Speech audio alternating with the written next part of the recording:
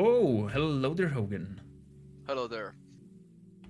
So let me introduce the chat to this beautiful face. I mean, look at him. Guinness extra stout. That game must be already very, very special. Wait a second, I just need to remove the volume from here. Okay, yes. Do you hear me Okay, now? we'll hear it plain and clear. I hope also chat is hearing you good. If we should turn him up, then please let him know. Two beards in one stream, paradise.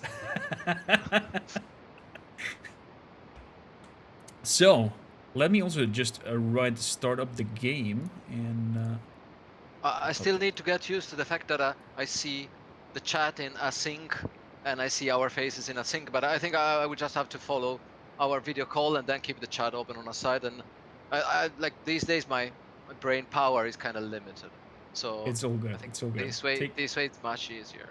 Take your time. Take your time. Also, I did this special thing here to move ourselves up, and for some reason, your camera just disappeared. Aye, technology, of course. There we go. Okay, yes. So, Is ladies there a and way gentlemen, for? Allow me. Is there a way for me to see you in the Skype call, or do you think that it's going to use too much bandwidth? I could probably turn myself up in Skype as well. Let me see. Just if it works, so that I don't feel asynchronized with the word. Yes. There we go. Okay. Okay, perfectly, Okay. I perfectly. think in a normal day I wouldn't have that many problems, but like this week, like I said, everything is moving so fast that this is a lot more natural. Gotcha, gotcha. Take your time. Everything is good. Let me turn you up a little bit, as Chad says. Is it the Yeah. volume fine, or yeah? Oh, that was probably a little bit too much. There we go. Yeah, Chad. We're a streamer of technical difficulties. So, Hogan, please Yes. tell us a little bit about you, who you are, why did you create Hammer and Ravens? I'm guessing you're the owner of the company, and what is Empires of Ruins? Uh, I'm Hogan, like you said. Like this is my nickname since before I was born, and I did create Hammer and Ravens during my PhD studies because I didn't have enough to do during the PhD. And it was, I think the real beginning was like around 2013. But at first, I mostly used the company to do freelancing. And then once like around 2015, I finished the PhD and we moved on to almost full-time game development. Not really full-time because it was still needed to like we still kept them paying for everything by freelance because like the first years of game development they don't bring any money. We did release two games since then. Basically, we did release them in between the development of Empires in Ruins, Okay. and we use them as a kind of a way to relax. Let's say it's a weird thing, but we did relax during lunch break by making smaller games to relax from the bigger game. And Oh, interesting. What then what's the yeah, name of those games? one is a Razor Wire. It's like a small arcade game, and the other one we mostly produced it. We didn't develop ourselves, but like it's a Headbangers in Holiday Hell that we released like in December. Headbangers in Holiday Hell. Okay. Is the goal of the game to headbang? No, but you are a headbanger. And Oh, I you see. have to shoot some Christmas elves that are trying to over Christmasify the word. It was a So friend of ours that had this idea, and it didn't have the experience to release on Steam. And then we said, okay, let's do it together. We do like some production, and we provided him an artist, and then we did this crazy thing, and it was fun. Also, the other game, Razor One, like that one was in 2018, and that one I did all myself. But it was so relaxing to work on something lightweight and simple, and without like this many strategy elements and complexity. It was like just pure joy, like lunch break, starting the timer, working 1 hour on that, and then back to the big one. oh, I But see. yeah, okay. I, How, I, how I was many going hours did you guys put into Empires in Ruins? I'm guessing you're not billions working probably. alone on it. I think billions. Like right now, it's only me. Like ever since Billions. the early access began, it's only me, because I was the only programmer since the beginning, and we did have four 3D artists and two illustrators, and then we also had a programmer that was doing the audio tools, let's say, like Okay. programming the audio behavior and everything. But I was the only programmer and the designer and developer, and so during early access, when most of the assets were already done, it was just me bringing on the boat, let's say. Yeah. Wow. That's like a shitload of work. But Yeah, yeah. talking of audio and what I recognized something watching the trailer. Uh, Maybe give us a little like a hint about what's the story behind it and why is Gerald of Rivia talking? Okay, you recognize them. And this is the story of a Sergeant Heimer that is an alcoholic, grumpy sergeant that is sent to quell a rebellion that he doesn't want to have anything to do with. And he's sent with a ragtag army, so like really not many troops and not good equipment or anything. And really shitty brandy. Like the thing that he complains the most is about the quality of the brandy. And he has to still get things done despite the bad premises. And one day I did tweet that I was searching for a voice actor, and someone did tag Doug Cockle, that is the voice actor that does Gerald of Rivia, Uh-huh. and he did answer. So I did. He said like, yeah, send me a message. I sent him a message, and then we had him. We only have him for the introduction. We couldn't voice the full game with his voice because that would have been like far above every possible existing budget that we might have dreamed of having. And the character he's speaking is that the character behind like above you, the one with the Yes, cigar. exactly. Yeah, the one with the cigar, because like the game is inspired. I don't know if you're familiar with them, like some military fantasy books, like a Malazan Book of the Fallen or a Black Company. That is Black like Company rings a bell. it's a genre that is merging modern military with fantasy, low fantasy, grim settings. So Okay, it's that's why the cigar also. exactly. And Nice. so like they speak in a more modern way that they would speak like in a classic fantasy, but at the same time they have all the fantasy, low fantasy elements. There is a bit of magic, but just a little bit. And Okay. so this is a kind of semi-realistic world, let's say. And where did you drag the inspiration, or what was it that made you decide to okay, we're making Empire of Ruins? We did. I don't know, like too much time passed to be specific about like what might have caused it. But the initial idea is that I wanted to make a strategy game. I wanted to make a strategy game, but I didn't feel as a first game to make an RTS. That was like Okay. my favorite genre at that time, but I thought that was going to be too complex. And then we decided how to boil down strategy into a genre that is a bit more approachable. And then we thought about tower defense, but tower defense alone, I really like tower defense, but most of the time it was very casual. Like you had to pop some balloons with some heart-shaped arrows or stuff like that. That was not really my genre, my style of games. Okay. And then we decided, okay, then we need to make it nerdier and to make it grimmier. And then Nerdy we and grimmier, I started like it. building up on this idea. And then we decide, okay, then we will have like an empire management main map, a sort of grand strategy. And then Okay. each time you fight a battle, the battle is fought in a tower defense with an RTS influence style. This was like the mental process. And then we thought, okay, then we need an alcoholic main character because it's fun, and we really like the idea, and we wanted like a quite negative character. So we decided, okay, that we can create like at that time I was trying to write a book like without any success, of course, but like for myself I was writing a book, and there was this secondary character that was Okay. Sergeant Heimer, and it was very secondary, but I really liked that it was like super grumpy, like this classic sergeant style, like the Sergeant Harman from Full Metal Jacket, like this Yeah. kind of Oh my God. sergeant. Yeah. And then we thought, okay, then he fits perfectly as an anti-hero. And then with time, I did merge all these things together. Then the fact that it was a rebellion and not an invasion, it gave us an excuse to fight all the battles, also those that could be more on the attack, but they could be fought on a defensive way, because it's like there is no real specific invader beside like some spoilers that I'm not going to give. Like it's all fighting in an area that already belonged to the player. So you to conquer a new province, you need to fight a tower defense battle, but the game is justifying that, let's say, because of the fact that you don't have any armies, like you have like very limited soldiers, but you can take over the existing defenses, and so like this blob, and it's cool because in the beginning nobody believed that it could work.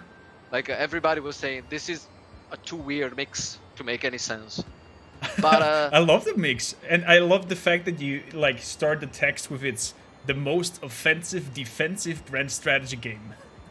the original tagline was the bastard child of 4x and tower defense. I also like that one quite a lot. But then we found out that 4x players, they did complain that it was a 3x, because there is not enough exploration for 4x. So we decided, okay, no, we remove the 4x, and then we decided, okay, like let's create a new tagline, and this one, a most offensive defensive tower defense grand strategy game, merges kind of well all the idea. Like the game is offensive because the main character is pretty rude, and it's offensive because you are also fighting on the offensive, but it's defensive because you are fighting in a defensive way.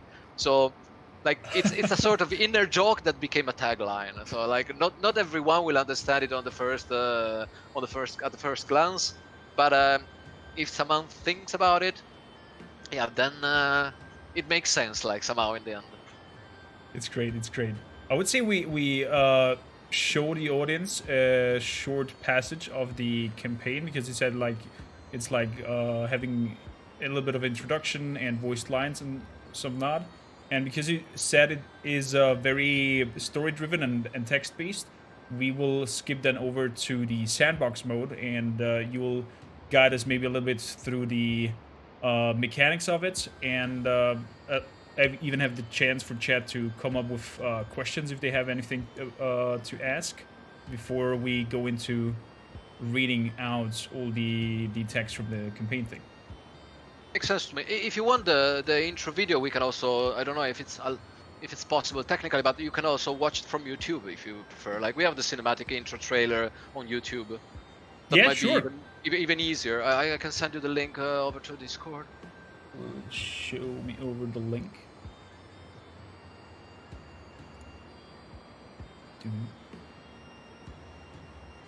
App of Medic Kittermoor, welcome aboard. Ladies and gentlemen, this is Mr. Hogan as his as his artist name, and he's the developer of Empires of Ruins. If you have any questions towards the game, please ask him. One of Kittermoor is asking, is the guy in armor smoking a cigar? He is like, yeah, but probably he joined after I was explaining it, because Yeah. it's this military fantasy thing, so it's mixing modern military style with fantasy. In the beginning, we also got a lot of people to complain about the cigar, saying that the cigar is not medieval. But then we said, yeah, but it's not a medieval setting. I mean, like nowhere, we don't even try. Like there is not even like one realistic part of the world that is connected to the. Yeah, it looks like a Central Europe medieval time, and that's the style. But that's about it. So let me bring up the beautiful intro scene to show the chat before we hop into the sandbox mate. And Kittimber says he loves the touch and the mix of modern military and medieval setting. Thank you. We also have already a few people eagerly downloading the demo to try it out themselves. I think the demo is not the latest version of the game, but they just have a couple of details missing. Like I think it's 1 month and a half old, but like the features should be all there. Just like I just didn't have time to bring it up to date with the last 2 weeks of work, but I'm going to do it before the release, like now next week. Oh, don't worry about it. Don't worry about it. I will just put the whole trailer. Where's display capture? Come on, Corm, you can do this. There we go, capture 2, and we put this behind our cameras. Beautiful. So, ladies and gentlemen, this is Let me quickly turn off the music on the main game. Do you like them tails? This is Empire of Ruins. If you keep a good good ear there, you will hear that no other than the voice of Gerald of Rivia from the Witcher series is talking back there. And let's give it a look. Do you like them tales where noble knights save the world, win the love of a beautiful woman? Well, if that's what you're looking for, then piss off back to your mummy. 'Cause this story ain't one of them. Piss off back For to your starters, mummy. I'm 18 assault charges short of being a noble knight. And for some reason, my sparkling personality attracts women like shit on a stick. And now I find myself leading an army of incompetent knuckleheads to the Western Marches, the foulest cesspit in this cursed nation. But at least it keeps us away from the Crovan scum. Ah, the Western Marches. Can you smell that? That's the stench of poverty and corruption. The rich tossers, von this and von that, tax the hell out of dregs with little more than the shirts on their back. And then they rebel. Oh, what a bloody surprise. Guess who has to clean up the mess? Yeah, I probably wouldn't be here if I hadn't thumped the spit out of Baron von Kilmert's son. But his sneering face was just begging for it. So I guess I'll have to get this bollocks done before I can get back to my armchair and a decent brandy. Now, if you'll excuse me, I need to get moving. My balls have disappeared into my body. My name is Hans Heimer, first sergeant in the Koth Army, and there are shit times ahead. What an amazing intro. I love that. I love that there's an definitely adult theme around it. Like there's no fancy pants, glorious kind of fantasy setting that is going to explain with you. Oh, there's some magic happening, and that is the bad protagonist. It's just plain dull, rough, basically in your face. I love it. Yeah, because I always grew up with playing Dungeons and Dragons and role play games, but at some point I got tired of the traditional fantasy.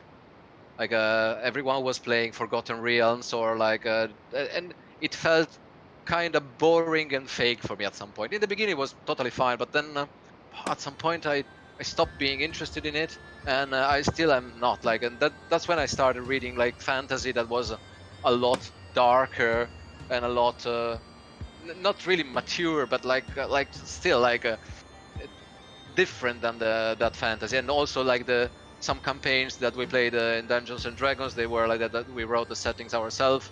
Some part of those settings they came into the game even, and that's like that's how the setting took this look. Like that was my evolution in fantasy, let's say.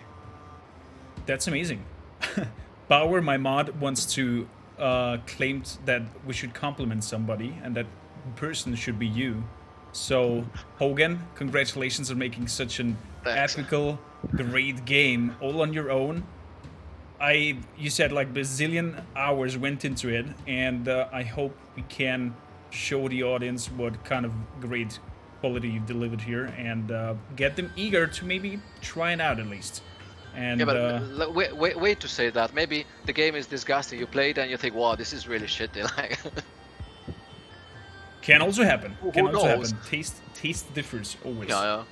No, but I'm quite proud of the final result. Like I think like all consider like the size of the team and all and how small we were and how little budget we had. We are like very happy with the result. It's something that I feel that it's new and personal. Like it might not be trendy. We don't know if it will be trendy, but we already got like some really good reviews. For example, during the early access, and even some like I think IGN Greece gave us 89%. Like so, Ooh. some people really hate the game. Like if people hate the main character, they hate the game. Like there was like this thing like. Those that hate the main character often really hate the game. I think it's connected to the thing, but the majority liked it. Mostly so, like, because we you're were kind of trying to connect to a personality, and if you don't like the main person of a game, you mostly end up not liking the game. Yeah, exactly. Like, some makes managed sense. to separate the two things. So we got some reviews saying like, I really hate the main character, but I like the game. But a few times it happened that yeah, okay, no, the main character is disgusting, therefore the game is disgusting. Like, but I mean, like we knew that it was going to happen, so it's part of the game. It's so. And who came up with the text? Because I really love the part with I pull women in like shit on a stick. I wrote a text, but then we have Tom, our English writer, that was rewriting them to make sure that they were like proper English, because like obviously like you need a native speaker to make an English game. Very likely. Okay, then I will say we'll hop right in here. Start a new game. Yes. We're gonna show off the sandbox because then you can like introduce us a little bit into the mechanics and whatnot, and not be too distracted of the story part, and maybe not even spoil it to chat to make them even more intrigued to go and grab it and try out the campaign. I can tell you beautiful about sergeants. the campaign. I can tell you that it has more than 20,000 words. Like, so there is quite a lot of dialogues altogether. Like, I think it's like 40 dialogues. It's like a sort of visual novel on top of the strategy game. Let's say. That's great. That's great. I love text-heavy games and especially story-heavy games. Chad is used to me reading out all kinds of stuff. Matic is apparently loving the tunes. I even said that saw that there is like folk metal as a tag. Yeah, in the game. the main soundtrack is written by my father and a group of high school friends of mine. That my Wow. father wrote the tunes and played the bagpipe, and then these friends of mine, they were all in metal bands, so they were playing like the drums and guitar and bass. And then That's so cool. we had some guest instruments, and we tried to create like a soft metal, folk metal. Like, we didn't want to at first the first song, like they did sound like almost I don't know if you're familiar with Corpiclani or Yeah. like this really heavy. Okay. But and then you like narrowed it down a little bit. a little bit, yeah, but I think they still have like quite some character. And then we got some Celtic folk music from another band of friends of mine for the management part. So like those, they were going to be a bit calmer, and That's so so amazing. it's quite handmade, like, and all real instruments and all like pretty real as a soundtrack. This is so cool. Okay, I'm so excited. I'm like shaking of excitement. I want to start this. Let's hop in here. What do you suggest as a difficulty between hell and hard place? No, maybe not. Like, I would say intermediate is a good idea. As average as you are. I love it. Riots active, tributes active. I'll say we keep everything. Yeah, I think you can leave all of active. Because, for example, the riots, they are mandatory in the campaign, but the tributes I made them optional in both cases. Okay. Do we want a tutorial, or will you give us the tutorial? I think you can probably skip the tutorial if I'm here. Like, I don't want to sound like I do backseat gaming, but I can be the living tutorial. Yeah, let's do it actively before we're reading out stuff here. So we're starting here at Kalamhire. I'm guessing this is our province. Holy shit! Yes, this is our starting province. You can zoom in and out and take a look around. Oh. Okay. Interesting. That's our headquarters. The art style so much reminds me of Heroes of Might and Magic with better graphics. There is one last feature that I will have to squeeze in during this last week. I hope to have 1 month to squeeze in this feature.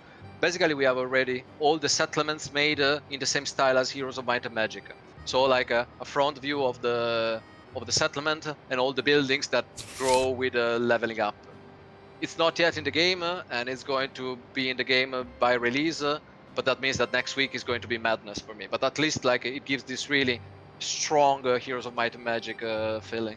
Well, I have my fingers crossed. I think you've shown me already a picture of it, like how it will look like. Yes, exactly. That one with the snow. Yes.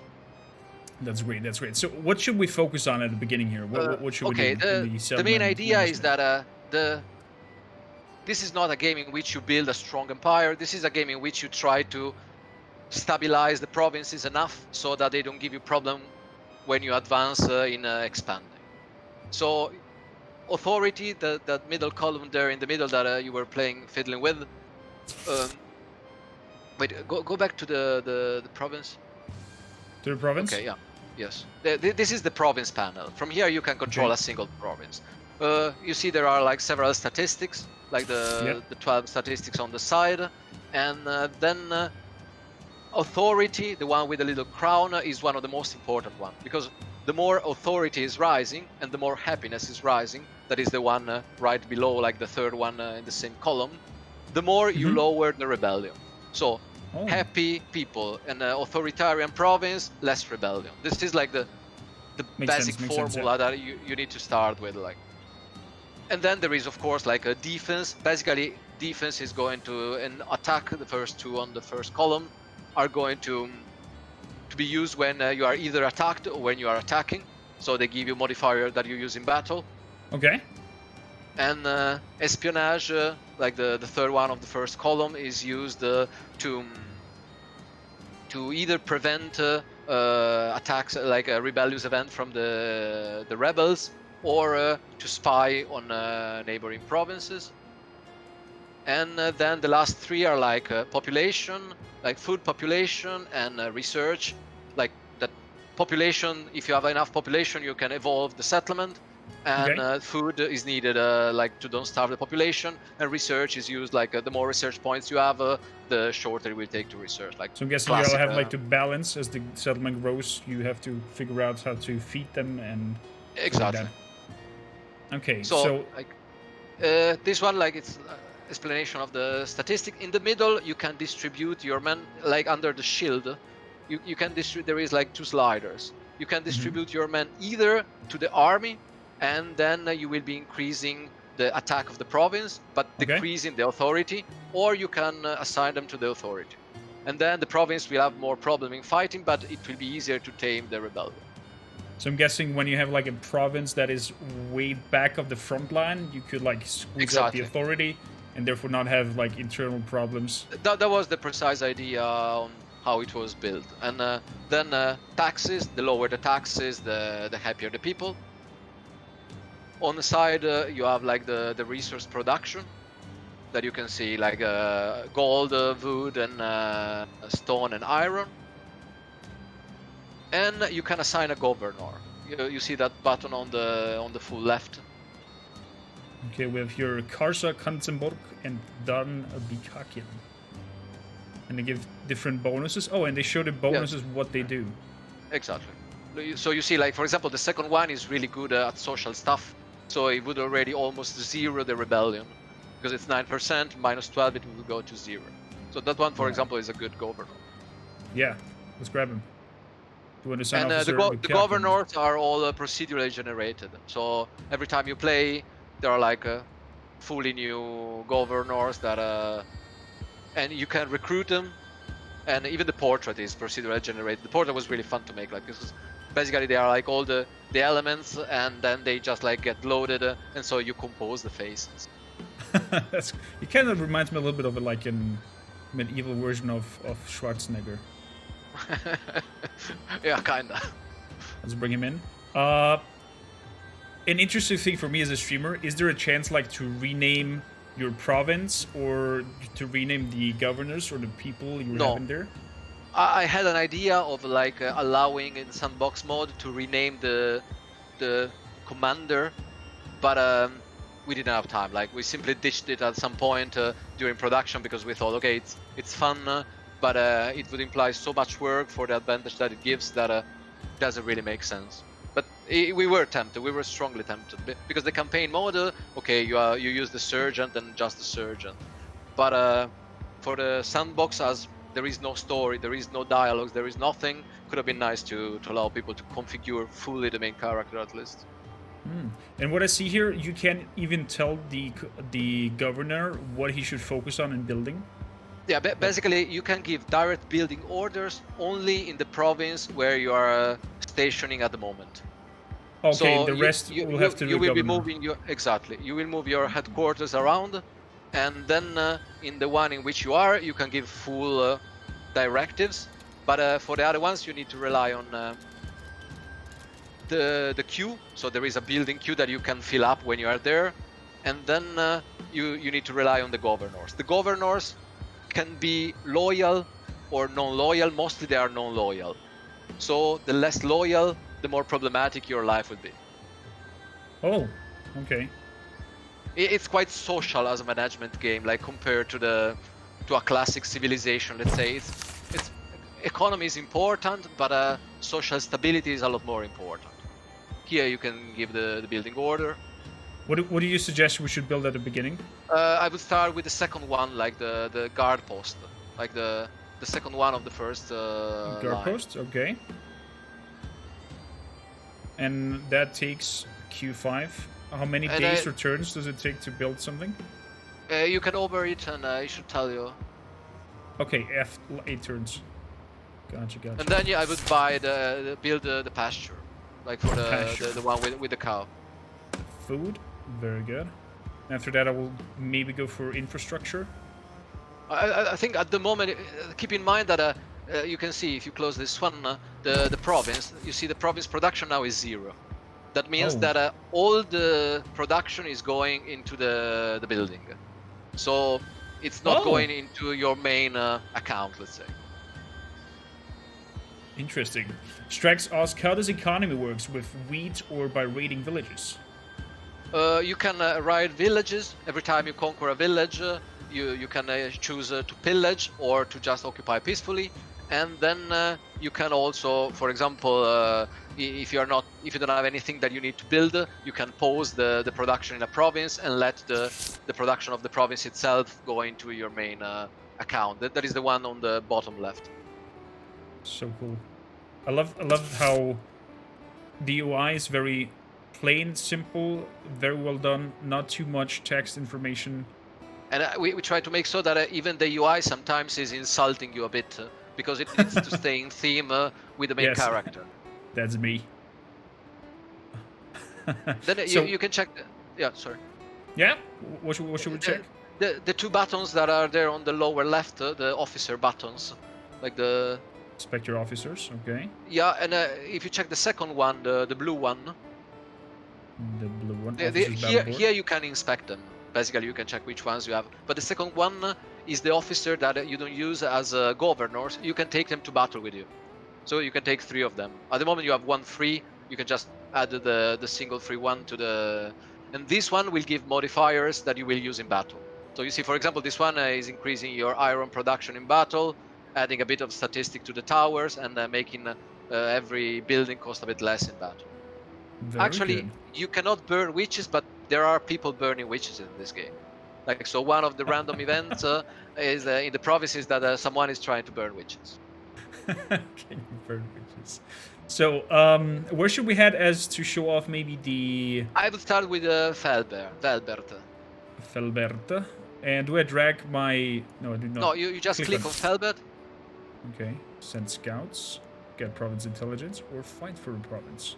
You can fight for the province like this one. Usually, when the game proceeds like further, it's better to scout first. But these first provinces, like it's just faster if we do attack directly. Like I can tell you as a designer of that province that it's not that dangerous. Okay. So this takes 1 turn until the army moves over there. So I'm guessing we will end the turn here. Now it's nighttime. It's blinking up there, meaning we're starting the fight. You see, there is also a turn to next riot on the lower right. Flee and live for another day. Aye, late for talking. Here we fight. And you can even auto-resolve. Okay, that's interesting. Let's do fighting so we can see a little bit of the tower defense mechanics. If you raid a village or land, is it yours always, or are the people of that village to try to win it back? They will try to win it back because there is like this periodic riots that you can delay, or if a province is too rebellious, that province will also might have some riots happening, and that means that if you lose one of those riots, you will lose the province again. You can use it instead of that menu there also. If you right click, it will open up the fast building menu. Let's see. So the lumberjack, the stuff for me. You can wait for the lumberjack the first because basically you have a. Okay, you were too fast because I because I was watching in the stream and so Yeah, the I stream didn't is a see little it bit happening. behind. Yeah. Yeah. Usually, if you the first 3 or 4 waves, you can avoid building at least those resource buildings because you have already a default production of resources. So you Oh, have like okay. every 4 seconds you get 5 resources of each. And for example, the lumberjack will increase by 1 this production. So it will make it better, and later on you will need it absolutely. But the first waves are usually designed so that you can survive also without having the resource production. Because right now, for example, you cannot build any more towers, Yeah. having built the lumberjack. But you should like some of them might make it through, but you might survive. Like Well, we'll see. We'll see. Man, this sounds.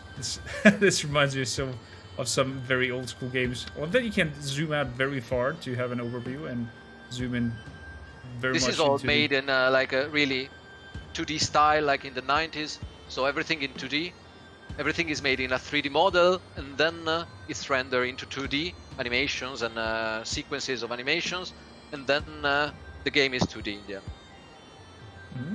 Yes, you can build more mines, and it will increase the production, and with research you can speed up the production. So you can both produce more and faster. I think you can start fighting, Olea. Exactly. Let's see. There's some wolves. Wait, dogs are As coming you, in? there are some hounds, yes. Oh, they're setting in the doggies. I am really a dog person, but like we needed a weak enemy, so we call them rabbit dogs. Oh, they're coming through. You see, for example, with a single tower, most of them, at least some of them, will make it through. And now the music goes into a little bit more of a metal tune. And then when there are no more enemies, the music will slow down again. But now you can build one more tower, for example. Okay, let's build another one. And depending on how good your settlement is from which you are attacking, are your default resources different? And you have a better production of resources, and you have some modifiers to tower morale. Like the towers, they have a default morale value that allows them to double damage or half damage. If it's a battle that you are bound to lose, they will be low on morale. You can select one of the tower, like the one that is already built, for example. And there is that button like with the gear on the upper right, yes. yeah. The button with the gear allows you to select a bit of the behavior of the tower. You can you see like the battle modifiers that you have down there depend on the condition of the main map, and then you can also choose a bit of the AI behavior. That is clever. So it's not just like you place the tower and it just shoots normally, randomly, whatever.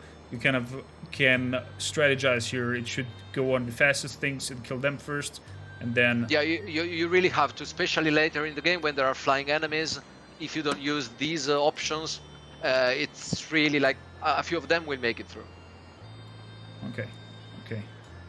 So, and in battle, like I said, like you earn the gold by killing enemies and the other resources with time, but you only get resources when there are enemies on map. So you can skip the wave to get more gold, but you will get less resources. So somehow you need to find your balance in how to handle this.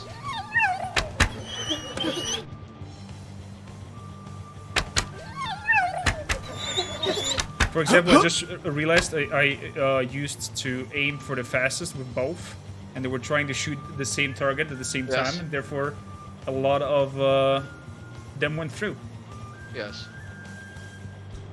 And for example, these enemies are really annoying because they are stealing gold when they reach the fort. Bastards. Therefore, we cannot build anything else.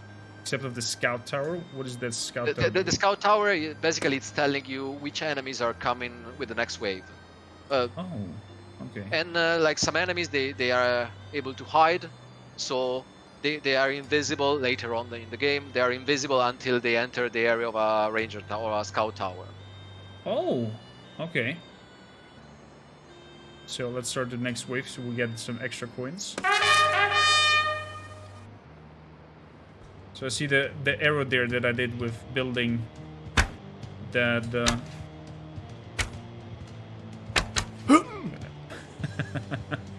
Love their animations. Little axes in the hand with a sack on the back. Let them go! Kill them! You can build another tower next to the castle, maybe. Maybe you still have time. Come on, come on, come on! Oh. And there is this difference that compared to most of tower defense, in here the workers can get killed, like you see. Like They just get happened. attacked, but they still manage to build, and so that you also need to plan out, and the towers they can get damage as well. So you need to, and to repair a tower, you need to send a worker. So you cannot send a worker in the middle of a wave of enemies, or at least you need to find the right timing to do so. Otherwise, you can get killed before repairing the tower. Now I can see I can upgrade my towers for. Do they like get experience? When They also kill get enemies? experience, yes.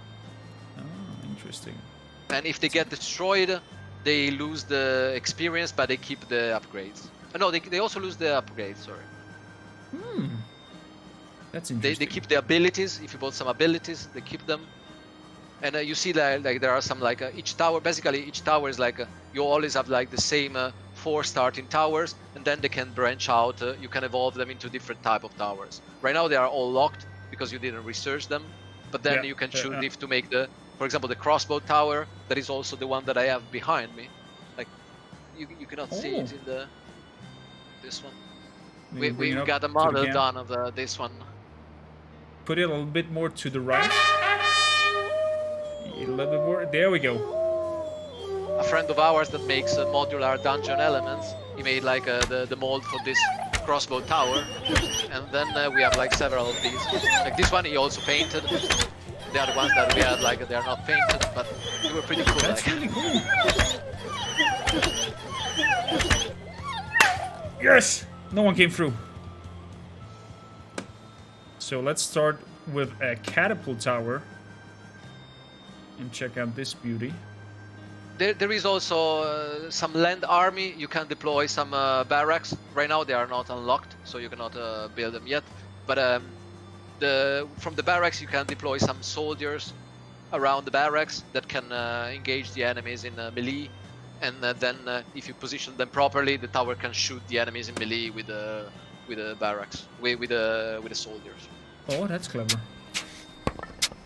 There is like 17 towers and 5 buildings for each map. And each 17 tower, towers.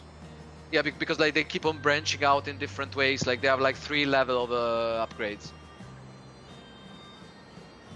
So that you know we're not Sun Tzu. Let's start the next wave to get some extra gold. And the catapult is of course really slow because it has to aim at the enemy, but it has is the first artillery. It has area damage. Or I can make it bombard fixed points, and then it's just keep shooting at that point. Yeah, only if there are enemies in that point. But yeah, at least it will not turn to follow enemies. Is there someone digging beneath the grounds? Yes. That's a little shit. I'm guessing I The need fact a... that you don't have a scout tower right now, you didn't see that it was going to happen. Get up here.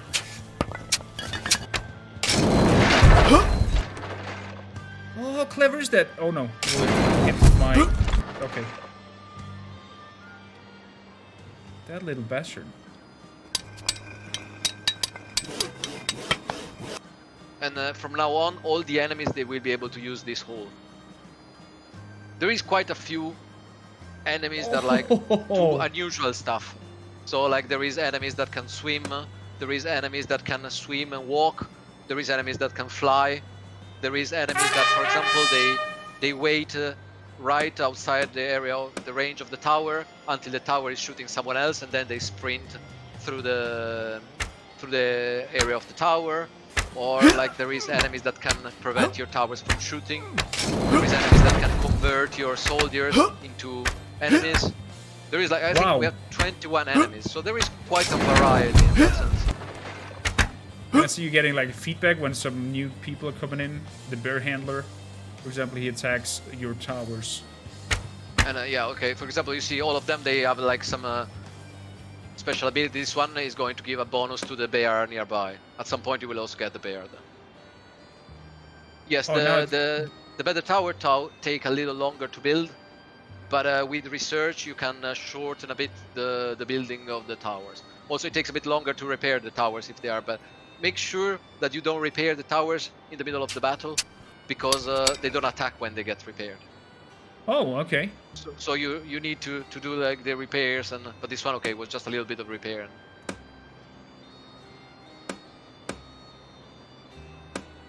Let's upgrade the towers a little bit. And if I tell my catapult tower, for example, to bombard a certain situation, is it then non-stop shooting at that spot? only if there is an enemy. Like it's targeting only enemies that are entering that spot. Oh, okay. So it's not shooting when there is nobody there, but as soon as an enemy is entering there, and so that is useful, for example, because the dogs are really fast, and if you don't have this fixed point set, the catapult will try to follow the dogs, and will probably lose a lot of time in the time that it aligns with the dog. Several more dogs will have passed through, and if you have like this fixed position, you don't get distracted by anything. And for example, the ballistas they shoot in a straight line. Oh. So you try to put them at the end of a straight piece of map, and then okay, you see that they're coming from there. Oh, the little bastards came through.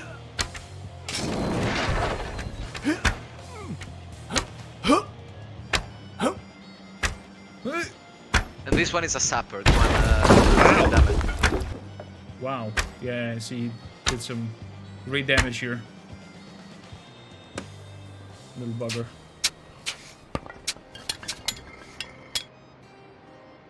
So repair that, and let's build this another guard tower. Maybe over No, here. the resources are, no, you cannot patch the holes. You can neither patch the holes nor carry the resources over to the main map. But the main map resources influence the starting resources that you have in battle, but not vice versa. Oh, so the time takes up for them to move to the thing, repair it, move back, and then they're only allowed to be reused. But then you can have more workers. With research, you can unlock up to 5 workers, and you can research the building tent. That basically is a tent that you position somewhere in the battlefield, and it will pick the shortest path, either from the castle or from the tent. So if you have like a place really far from the castle that you need to defend, you can build that tent there. Oh, that's Yeah, the clever. village is a little war-torn. Yeah, it got a little sapper in there and exploded. If you have resources, I would build another guards tower somewhere near, like those cures near the village. Oh, sadly not. What the hell, a bear?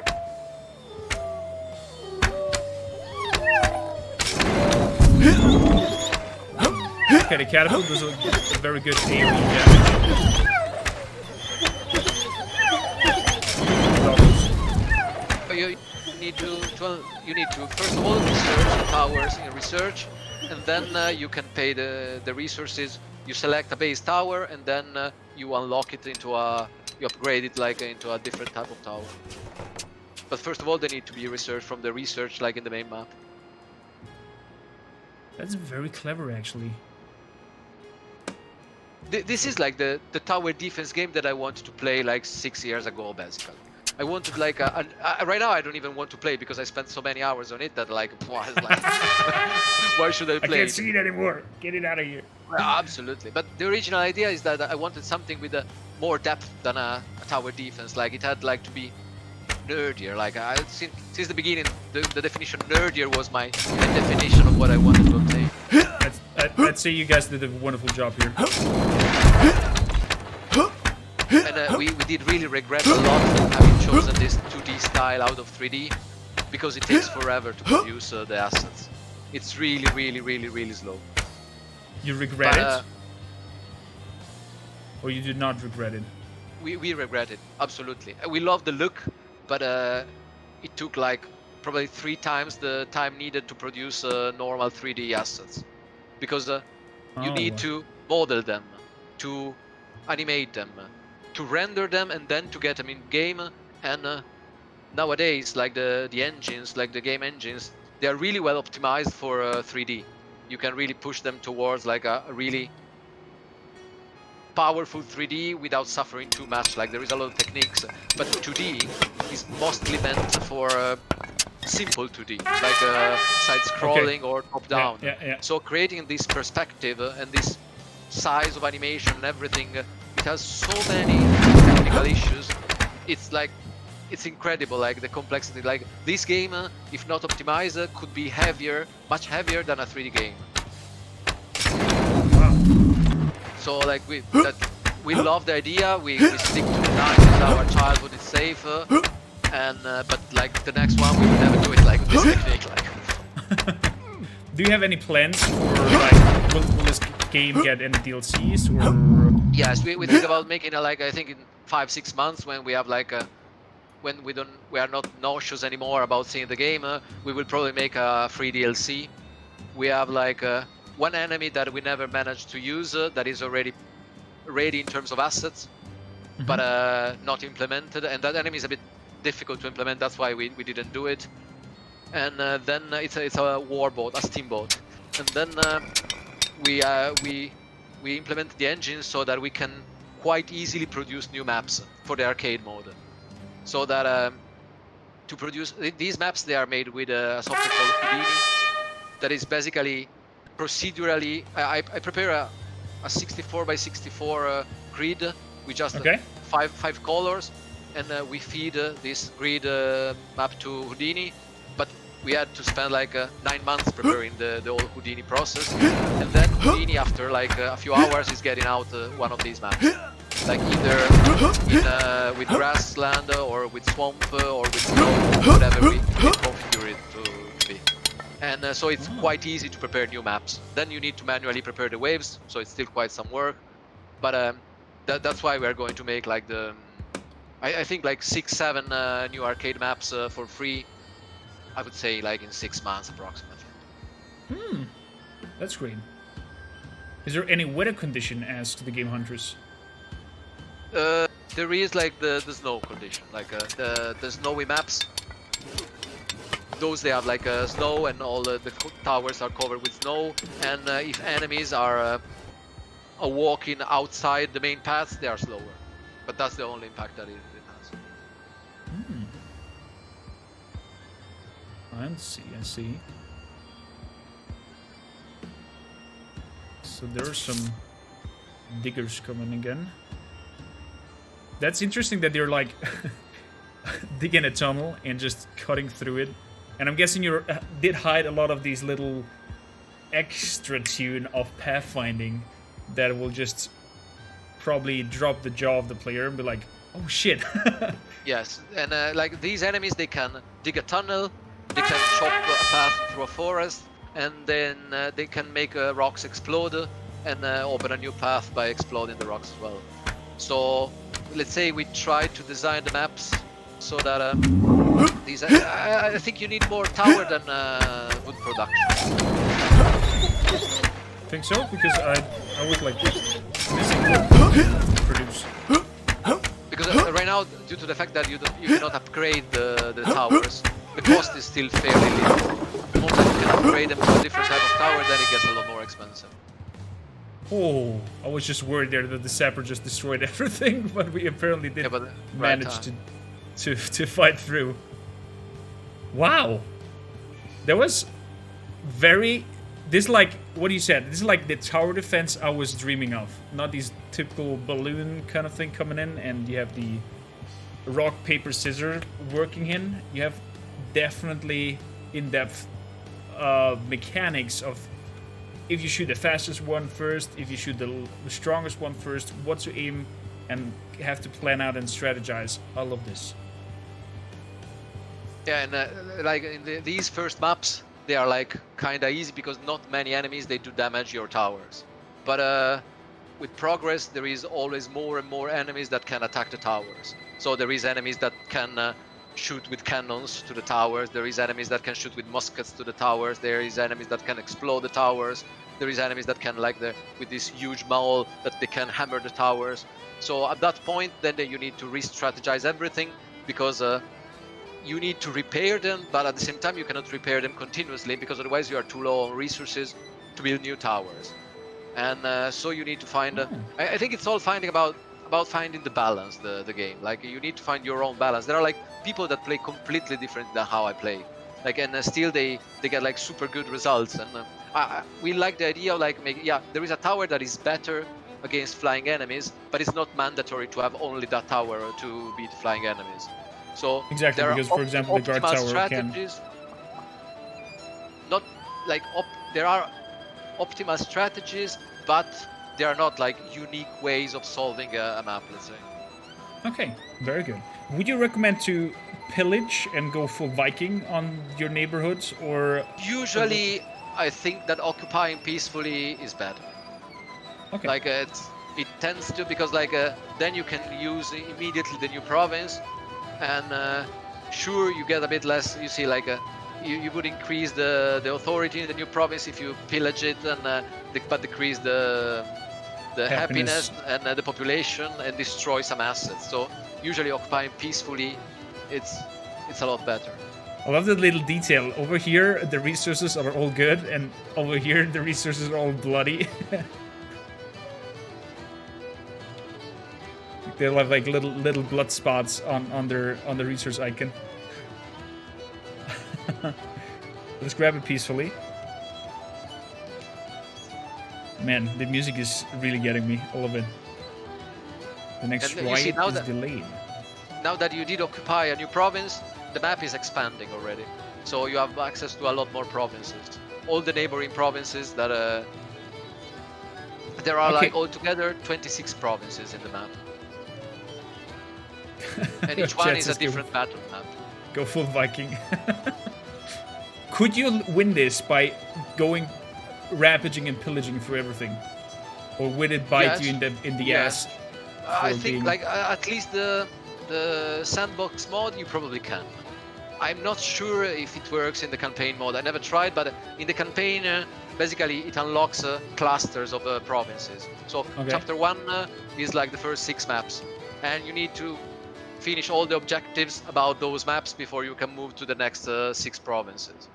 Okay. And so there, and often the objective involve taming the provinces. Like, so you need to quell the rebellion in those provinces. Okay. Here you're leveling up. Do you have even leveling system with skill points? Oh my goodness, I love this. And all these statistics do influence both in battle and in the main map.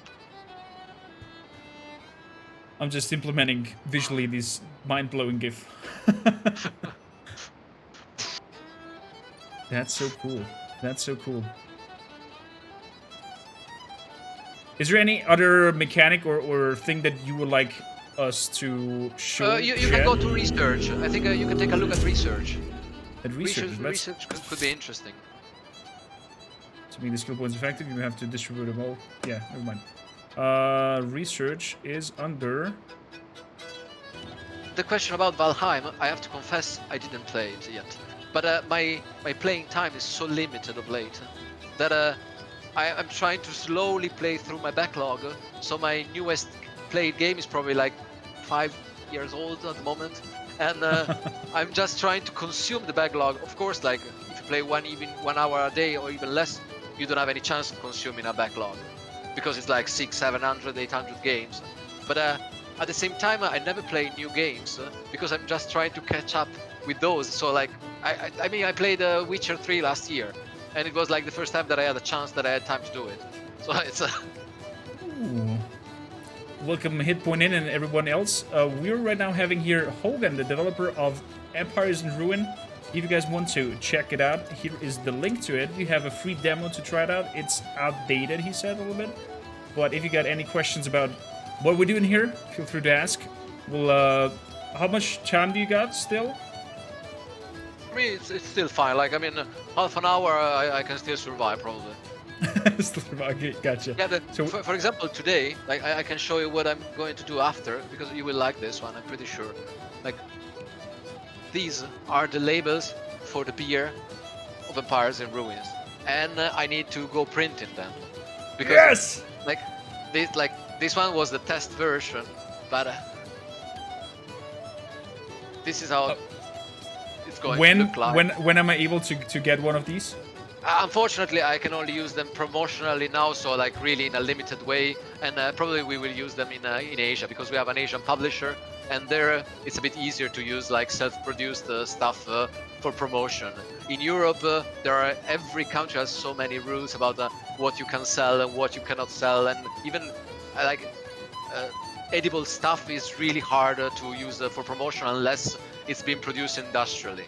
Because yes, it's basically bacteria free because beer has to be bacteria free, the beer that I brew myself, but it's not pasteurized, and the fact that it's not pasteurized gives like a ton of additional problems. So at the moment, let's say in Europe, the promotional beer is not available.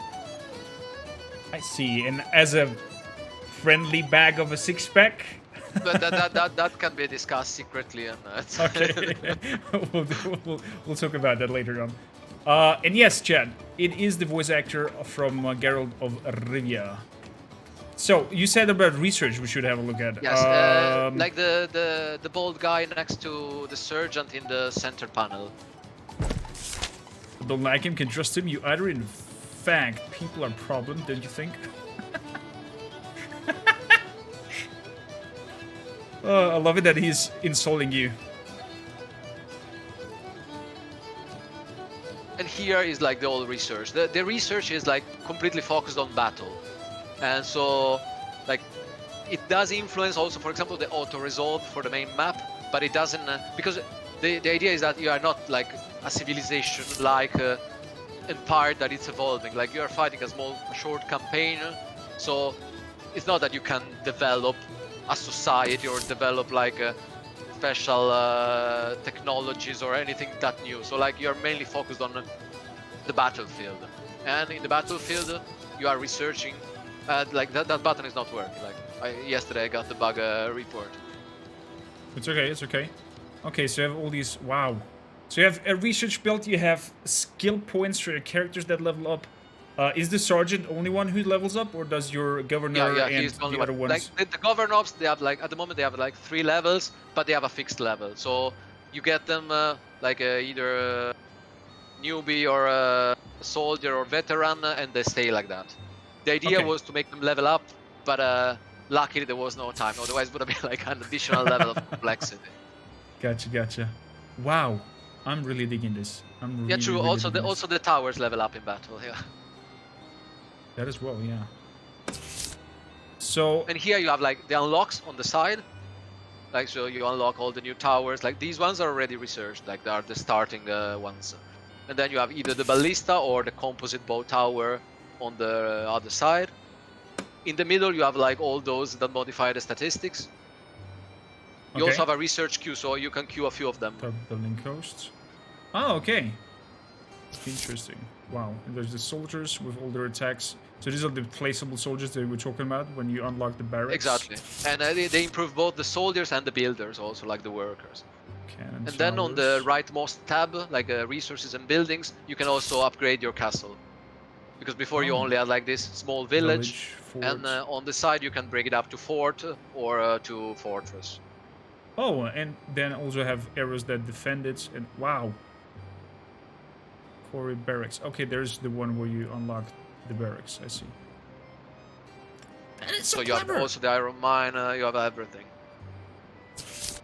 I would say we give it another round of tower defense. See a second map. Yeah, and, why not? Like, I would recommend to research, like go to the research queue and empty it and add the composite bow tower, because that one is like the first upgrade of the guards tower, and it's quite nice. The research queue is like the middle bottom near like where you can leave the upper right corner, the book with the button with the books. Oh, there we go. Research queue. You can empty it, and then you close it and you add the composite bow. Exactly. That is the rightmost one there. Yes. As for like the question, the glitch, there are ways to exploit some weaknesses of the game, like not in terms of cheating, but like for example, during the early access, like we found at some point the in the beginning the ballista was really weak, and then because some people complained that it was really weak, we decided to make the ballista a bit stronger, and then someone found a way to exploit the ballista, and so if you had like 3 ballista next to each other, you were like immortal. So Okay, we because had they're just balance. like killed Exactly. everything in the Rhine. Okay. And then we tried. I mean, if someone finds some exploit like that, I don't mind. Like it's probably less fun for them to play the game if they abuse it too much. But as it's not a multiplayer game, cheating is not that scary as it would be in a multiplayer game, because you just cheat your own game that you are playing. So I think by cheating you mostly spoil it for yourself.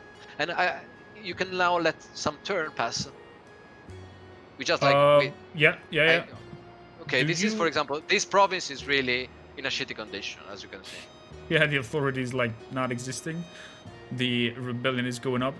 Is there a way to get more like these officers The, that the, you can sli- put the in? slider, they will come with the turns. But for example, you can use the slider right under the shield in the middle to distribute more men to the authority. Oh, the other way. The upper one, yes.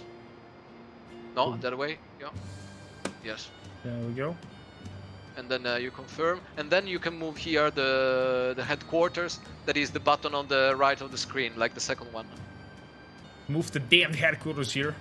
Basically, you're moving all the headquarters here, so you can build, and then you give modifiers to like all the statistics as well. So basically, the headquarters is this movable bonus that you have that allows you to control the provinces. Oh, very good. Strax asks if there will be like a guidebook to the game. Yes, we started preparing it, then of course we didn't have time to finish it, but this one is something that we plan to do, because it's really 90s style to have like a PDF of the game. So we really like the idea of like but we started like, it takes very long, like we started with Lori, she's our first tester and best tester, like she managed to beat the game in hardcore in every possible way. I don't know like how many billions of hours she played, and me and her, we are writing that, but it's going to take still a bit. Crazy. Okay, let's start to go for Heim. No, I would recommend first to spend some turns so that you research the tower. Oh, okay. So you have the new tower finish up to use in battle. Like it's not the ideal way to play, but right now we are just like showing stuff, so like it's probably easier that way. Oh, and if you zoom in, you can even see if it would be a good thing to attack, for example, Frauds, because that is Yeah, like exactly. a huge, You see which kind of settlement they have. a huge city. There's a little town. And if you pass the turn now when you are zoomed in, it will also get night.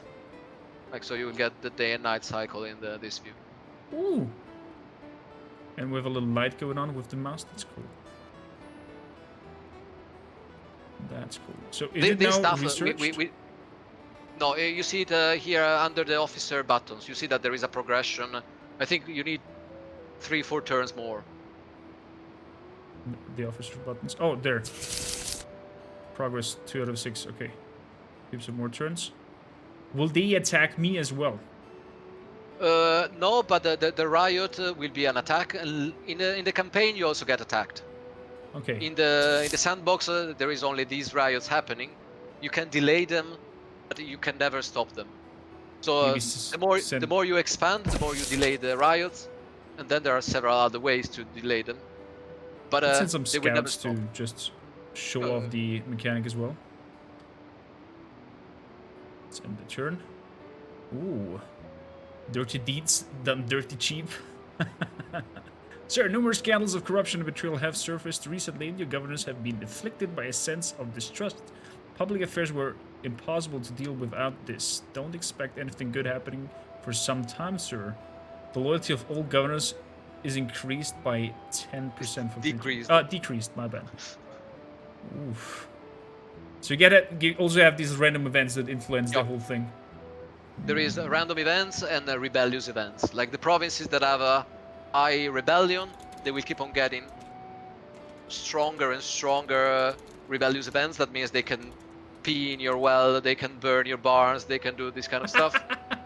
And then there is these random things that are happening every X turns. That's great. That's great. So giving it even a little bit of a more living and thriving and working world. So the progress bar down here is gone, means that we Okay, are yeah. done with it. And we get, oh yeah, research complete. So you get a message about it, and he even pops up that he's done, I'm guessing. Then Yes. I would say we are You can go heading to over battle. there.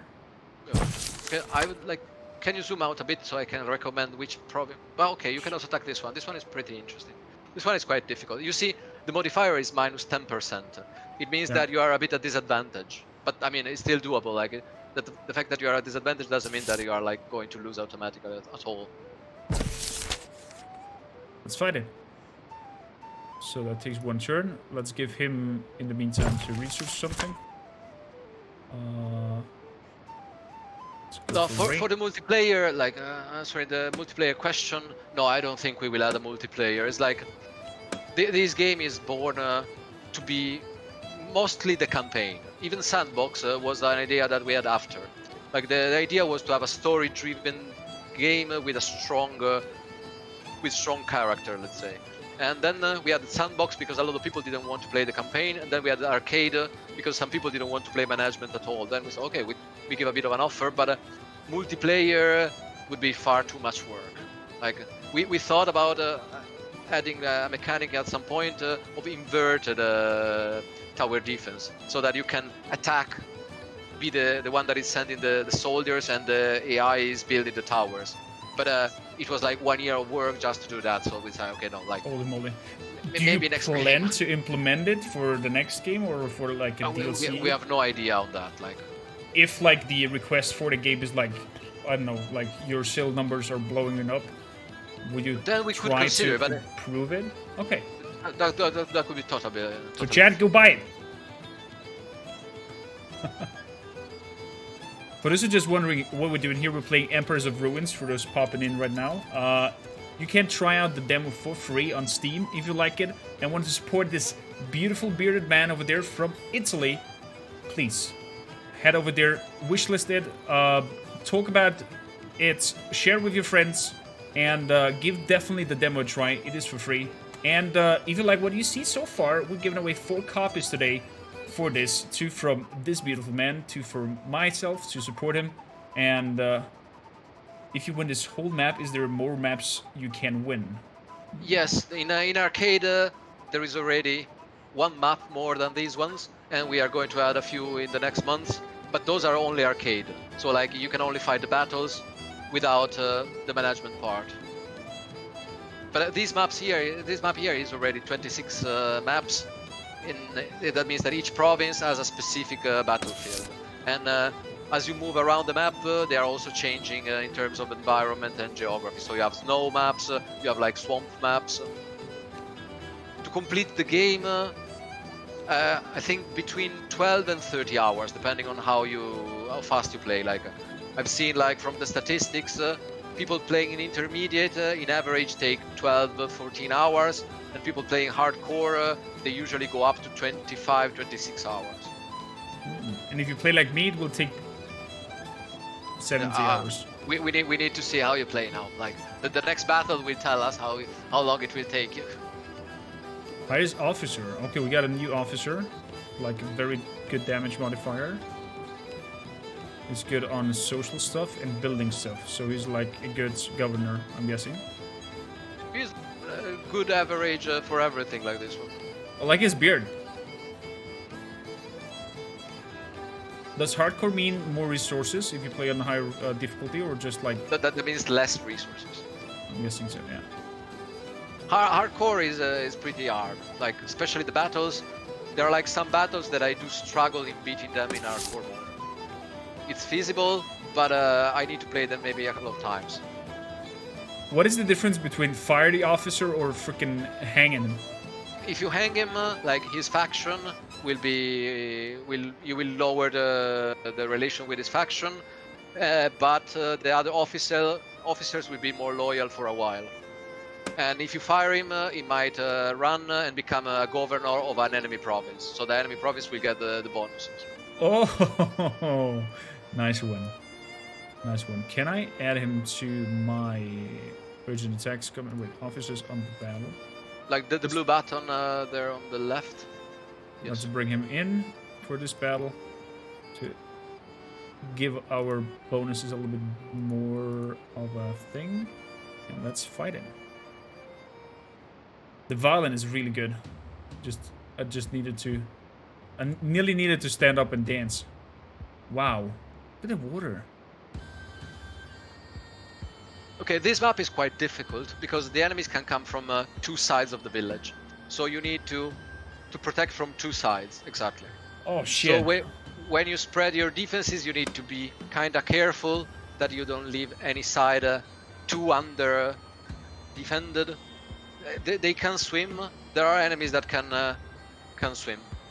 You can swim as well? Holy shit. I'm not saying that there are in these maps, but there are. Let's place a tower over there. Let's place a guard tower over here. Yeah, like for example, a good strategy here is like proceeding. Keep in mind that there is a path that comes from right under the village as well. Oh shit! Stop it. Wait, if I decline it, does he loses all the resources or just the part of it? Only part of it. Okay, never mind. I'm gonna have it like that. Damn it. Do we still have money for it? No, we don't. Well, I'm guessing we're going for luck then here. Let's hope nothing comes from beneath. Holy shit, they can even swim?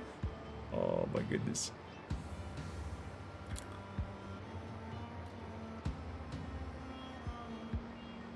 We made it to Steam a long time ago. Like when it was still with a prototype, but it was still there was still green light.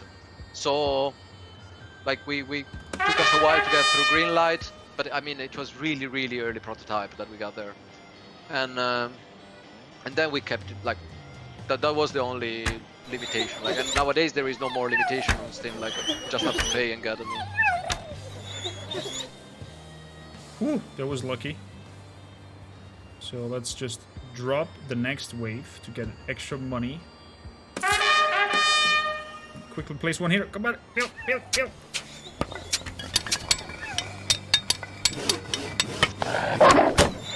Ooh, that was lucky. One came through. And you see there are like 6 holes on the lower left of the screen. Those are the cooldown abilities. Those are you get like abilities later on. You unlock them with the main character leveling up. As the main character levels up, you unlock several abilities that like they help you with the resource production. They improve the attack of the towers. They can even you can even call a charge of knights that are charging the enemy. But I think the first one you get the level 3. We're missing wood here now. Do you recommend to build a lumberjack? Not yet, I would say. I think you need some more defenses before, because you saw like that they made it through already. Oh! Did the sapper kill my builder? Because the builder went out and just got damage from walking from the tower. Or maybe it was a dog. Like I didn't see it.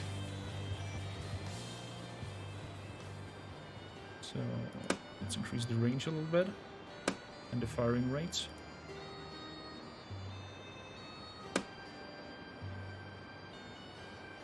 Good. We have a lot of buildings. I'd say at this point let's build one. But where? And depending on the maps, you can only build in certain specific spots. Because basically you can build lumberjacks next to the trees and iron mines and quarries next to the rocks. And some maps are really limited. So like for example there is like some strategic spots where you would like to really build a tower there, but it's an ideal place in which to build for example an iron mine, or the only iron mine you can build it there. So like you always need to find a bit of a compromise for that. It's really clever, love it. So, come on, worker, run! Run for your life! Look, And of course, you can always change the game speed. If like in idle moments like these, you can use F1 to F3 to change the game speed. Oh, I see. I see. So, And if you select one of your towers, soon you should be able to upgrade one of them to composite bow tower. oh, And wait, when you upgrade a tower, it also repairs the tower. oh, okay, my bad. Keep that in mind. So like sometimes you might merge the.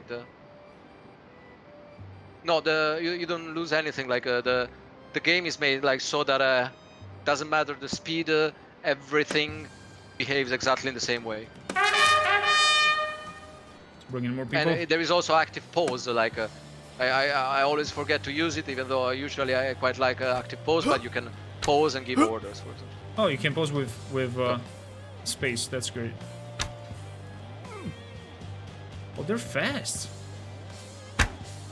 This one is one of these enemies sprinting through the towers. Damn it. So we still have not enough money for upgrading. Maybe we'll just, I don't know, try to survive a round to show off the composite tower. I hope we'll live in I that would far. probably upgrade the one of those next to the castle to composite bow when you have the resources.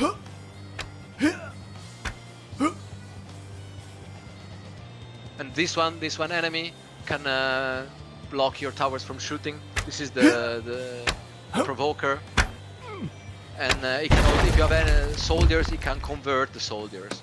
Wow. So we're still missing a little bit of money. Let's make this to a composite bow. Let's have a look at what action the composite bow has for us. Let's see. Oh, new tower look. His range is still not that big. But you can improve them a lot more. I think the base towers, they can only get like 2 upgrades to damage, range, and fire rate, and the second tier towers they can get like 4 of them, and the third tier towers they can get 5 of them. Wow. So to keep in mind that they will get repaired if they are upgraded, you said, right? Yeah. That is really important, because sometimes you need to wait until the last moment and hope that they don't get destroyed until you have the resources to upgrade them. But you see, this one is already a lot more efficient than the guard tower. Oh, we're missing wood. Come on. Bring in the wood. Oh, the sapper. Keep in mind that they don't shoot like, and for example, if they get damaged when they get repaired or upgraded, the upgrade stops. Oh, and you lose the resources? No. You get the resources.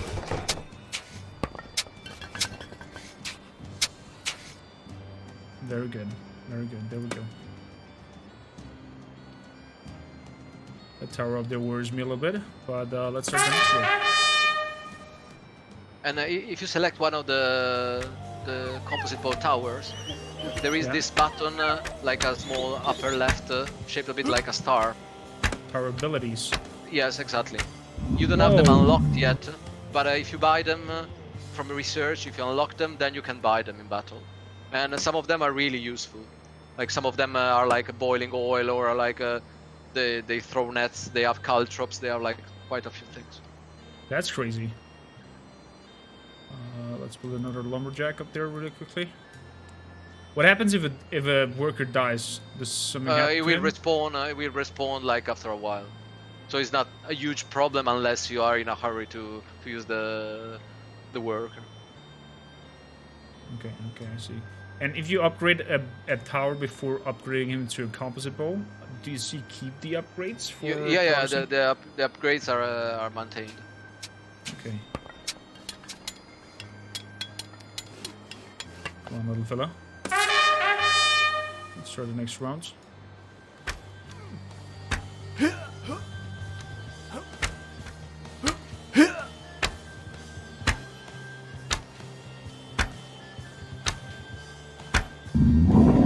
Good boy.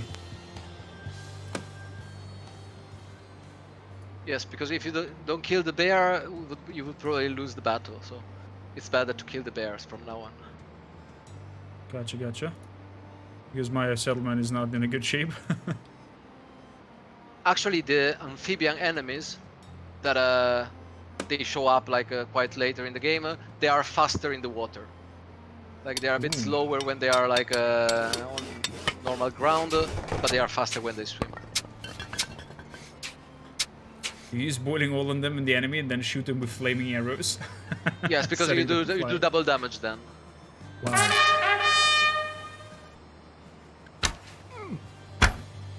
Wow, the composite bow does a lot of damage. No, there is no floating towers, but there is one air balloon tower later on in the game.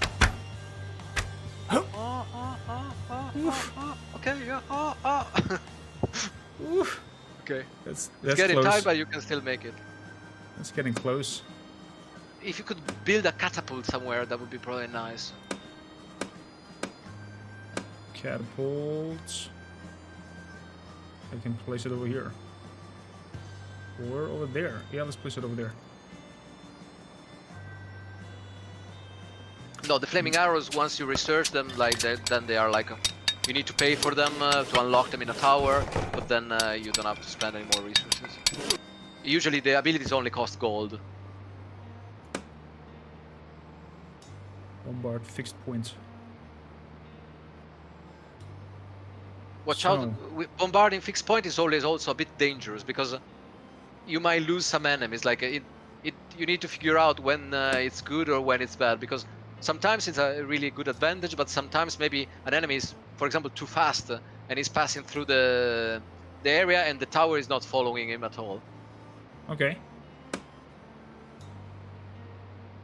Good then. Next wave. I think you are pretty solid now as defense. Oh, look at him. He's Doesn't blocking mean the tower. that. That little bastard. How long does the ability? Okay, just for a little bit of time. 7 seconds, I think. Oof, 7 seconds is long. Wait, that was it? And what is it? I didn't get the question. That was the attack? Yeah. I was thinking there's something coming No. at us.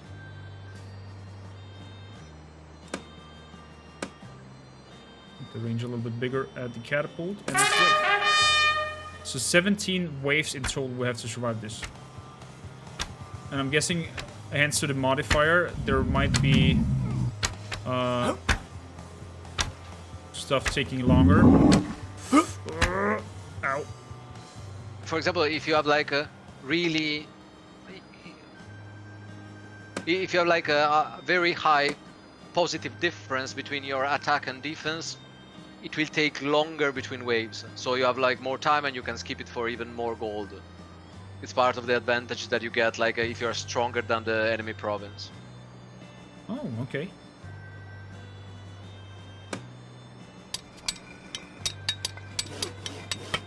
Corm is losing. So if Corm gets a new tower, does it replace the existing one, or does the tower just upgrade? You will have to build the base the tower tower upgrade. and then upgrade it. Exactly.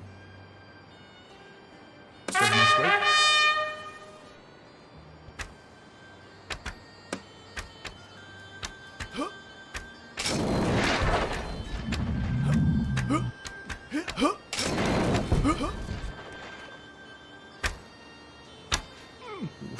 Oof.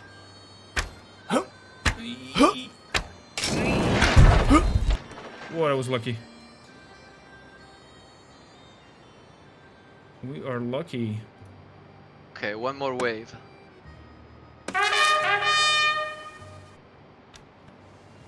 Let's shoot faster. Like, look at the enemy Oh, that there- is coming there. Big hammer dude. Okay, he's dead.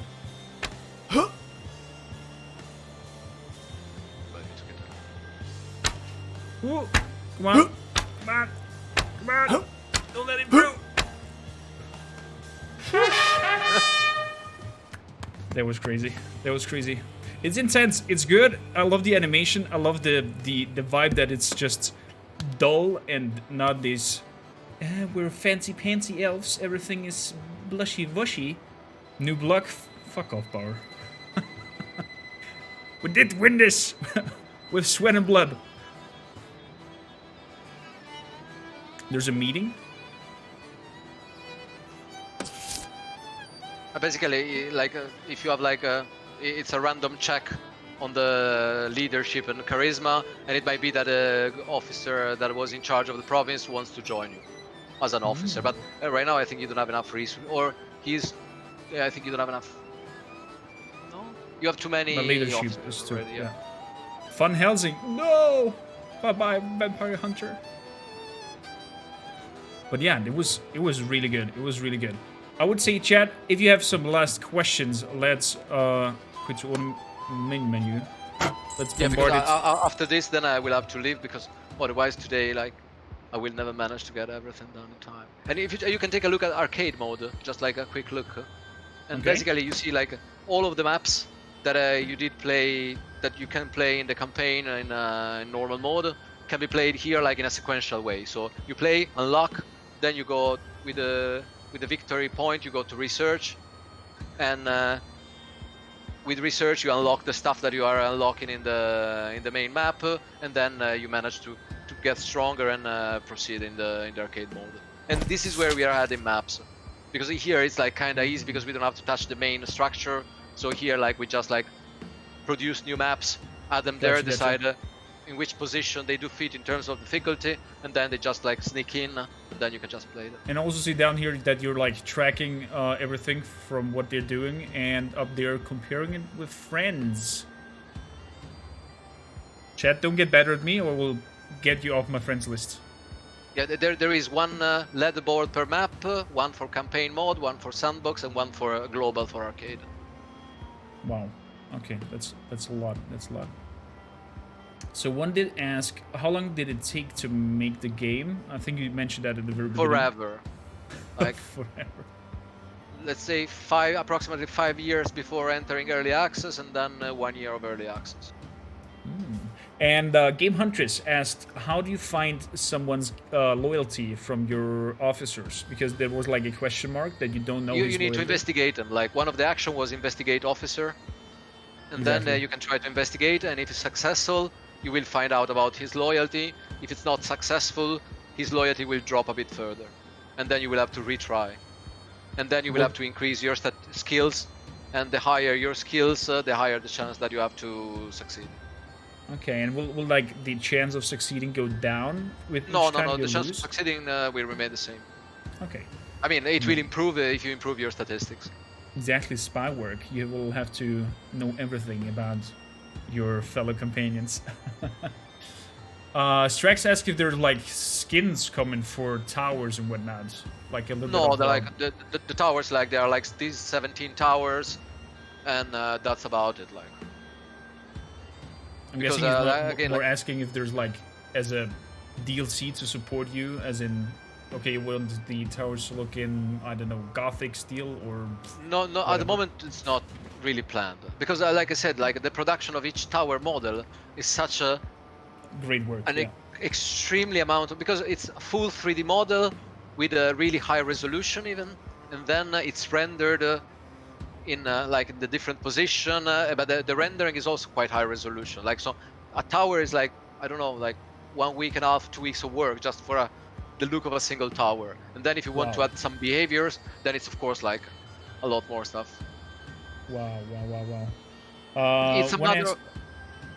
Yeah, like I can answer indirectly. Yeah. It's both a matter of RNG, but basically every check is run on a percentage check. Like, so it's always like a good old school RPG player. You roll one D100, and then if it's below the number, you succeed or not. Like, but if you increase your skill and the spying abilities, of course, then it's easier to succeed. And the map names, they are like mostly German-inspired map names. 2 of them are actually real cities. Where I was either living or I had something to do with them. One of them is the Latin name of my hometown in Italy, and some of them are like some deformed names of like some Estonian cities where I was living or that I was visiting, and they just had to keep this Central European vibe with a touch of Eastern European sometimes. The one beneath you, let me lower us down a little bit. Phew, there we go. Graz sounds like Graz, the city from Austria. I don't remember where it was taken from, a brat. Like, Very cool, very cool. Well then, Hogan, I say highly thank you for joining us. it was really a pleasure.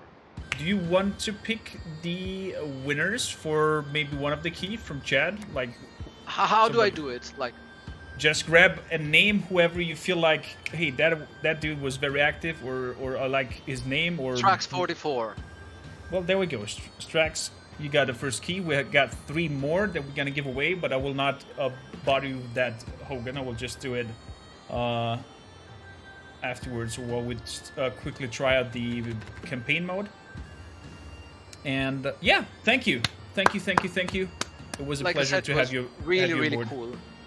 It was really cool. I had fun. Like I told you, I have half an hour, and then I spent happily 1 hour 40 here, and I could spend probably much longer if I didn't have like all this stuff.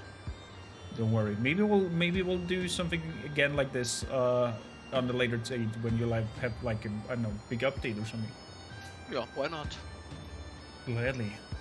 Then Hogan, have a wonderful time. you too. Bye everybody.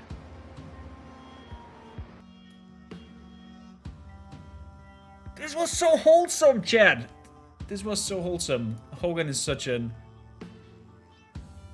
amazing dude. I should disable his camera though. Over here. Poof. There we go. So I have now a little bit of better time to talk to you guys. Hitpoint, thank you kindly for bringing over your beautiful people. If you don't know Hitpoint, please go check him out. He was raiding us just recently beforehand. Oz, Strax, Mr. Kidamert, Scarab Phoenix, welcome aboard. Welcome. I hope you had a good time with us showing off this game. Please type in 1 in chat if you enjoy this kind of DevTALK and presenting a game.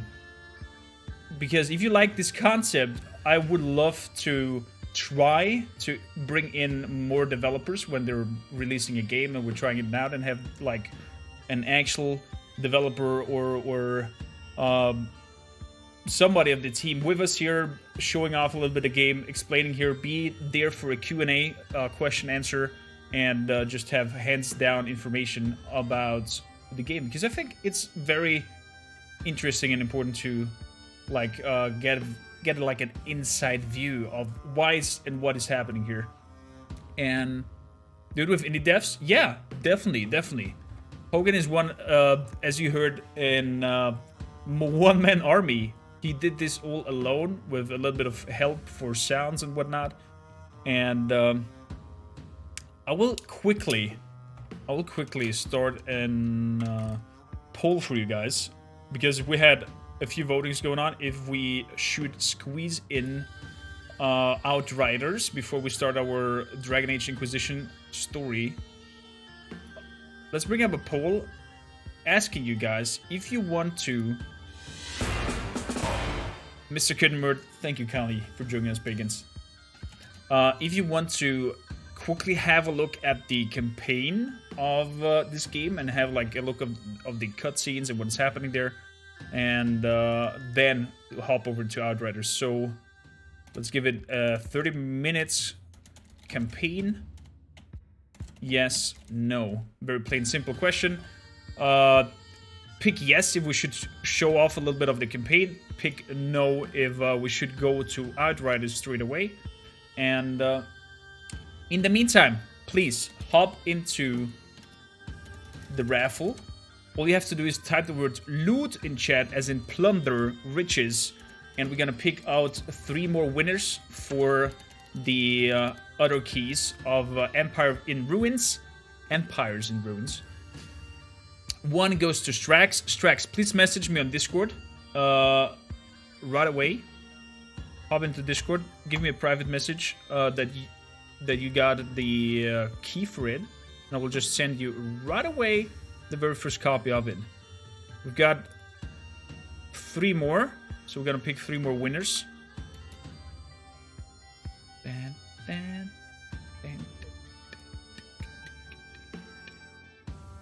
Such a charming game.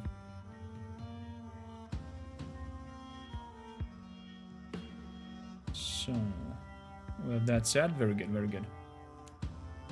Your Discord is Vruka Popara.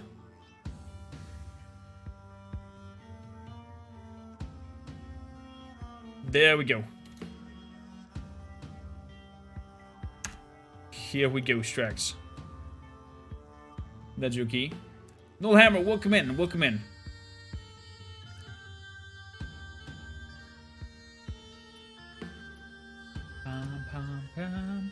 Hey, don't need to thank me. Thank you for being there, being active, asking questions to the devs, and make his stay enjoyable. I hope Hogan had a good time with us. I definitely did have a good time, and the trailer of the intro from the game was hilarious. We'll show it off, but apparently chat is voting for showing off 30 minutes of the campaign before we move into Outriders. Nullhammer, how are you doing? How was your day?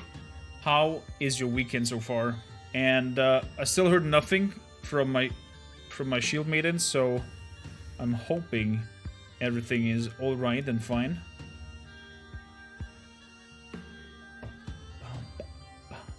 Well, they started at 12, and they said the operation will go for like 5 hours, so we'll take more. We'll take more time.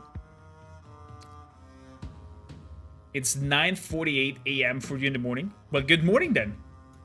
Good freaking morning then. So, most of you guys are waiting for yes, so we'll hop in back and show off the campaign really quickly. Let's go. New campaign. That's a sandbox slot. We want over here a campaign. We were playing it on intermediate, as average as you are. I love that this game is just installing you non-stop. Start. Let's listen again to the intro scene. Like them tales where noble knights save the world, win the love of a beautiful woman? Well, if that's what you're looking for, then piss off back to your mummy, because this story ain't one of them. Piss off back to your mummy. Assault charges short of being a Wait, let's do this again, because the AI was a little bit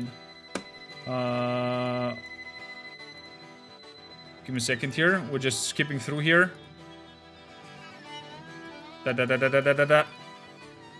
want to go back to the options. No, not quit to death of my core. Ah, core, what you doing? What you doing? Let's start it again. I'm gonna see off core maker. Thanks for the stream, Oz. Have a wonderful one. Have a wonderful one. Thank you for being here. It's not quite the weekend. Why is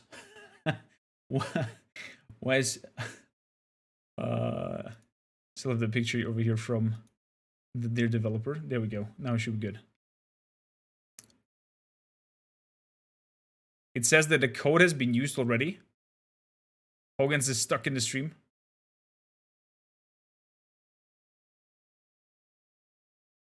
Wait a bit.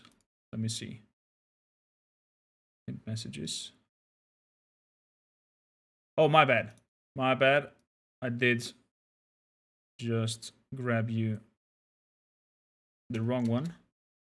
There we go.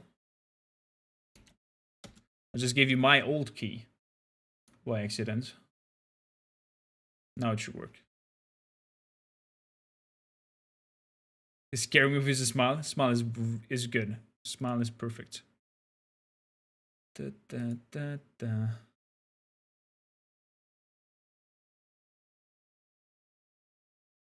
So there we go. Is the game starting? Game play. Thank you.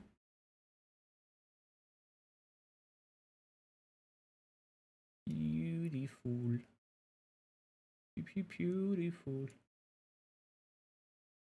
I really love digging the tunes of this game.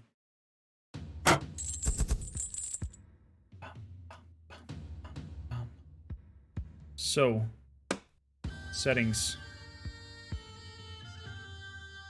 Y sound a little bit less. music a little bit up. Close the settings, new campaign. Delete that. Campaign average. Do you like them tales where noble knights save the world, win the love of a beautiful woman? Well, if that's what you're looking for, then piss off back to your mummy, cause this story ain't one of them. Love that he's For starters, insulting you. I'm 18 assault charges short of being a noble knight. And for some reason, my sparkling personality attracts women like shit on a stick. And now I find myself leading an army of incompetent Sup, Mega, welcome knights aboard. to the Western Marches, the foulest cesspit in this cursed nation. But at least it keeps us away from the Crovan scum. Ah, the Western Marches. Can you smell that? That's the stench of poverty and corruption. The rich tossers, von this and von that, tax the hell out of dregs who have little more than the shirts on their back. And then Von they this and rebel. was that, and that what a noble bloody one surprise. having sex in the Guess who corner. has to clean up the mess. Yeah, I probably wouldn't be here if I hadn't thumped the spit out of Baron von Kilmert's son. But his sneering face was just begging for it. So I guess I'll have to get this bollocks done before I can get back to my armchair and a decent brandy. Now, if you'll excuse me, I need to get moving. My balls have disappeared into my body. My name is Hans Heimer, first Hey there, sergeant Hans in the Heimer. Koth Army. And there Gives are me a- shit times ahead. Shit sounds like it gives me a little bit of a Warhammer vibe. I don't know why. Chapter 1. Something wicked is this way coming. Our reluctant heroes reach Western Marches and behold the chaos wrought by the rebellion.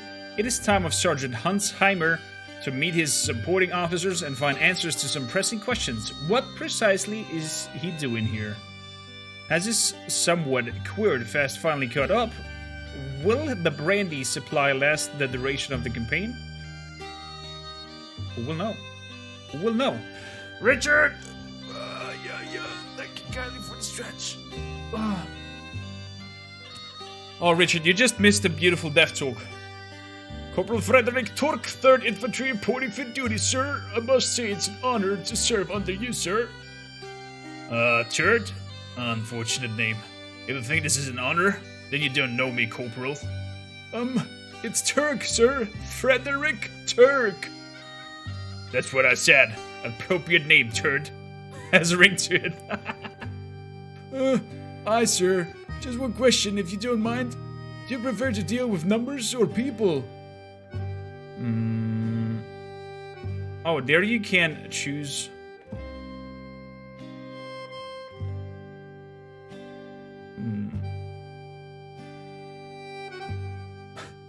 But although brandy and numbers don't mix, I can still be pissed at and yell at morons. Let's go to... my appetite for some bloodshed is growing by the day, Turd. Yes, sir. We'll get plenty of that pretty soon, sir. Sir, one last question before I leave. Do you plan Glorious Campaign? Do you need any advice on the task at hand? Perhaps you want to walk me to the John and give me a hand too? I don't need babysitting. The text, I love it. Sir, please forgive me the intrusion, but developers suggested that you got through the tutorial if this is your first time. What in sword friends are you talking about? Are you drunk before me today? This isn't a bloody game. No chance it's easier to run the forums and complain when I can't figure out what the killer's bullsack is going on. Sir, it's your funeral.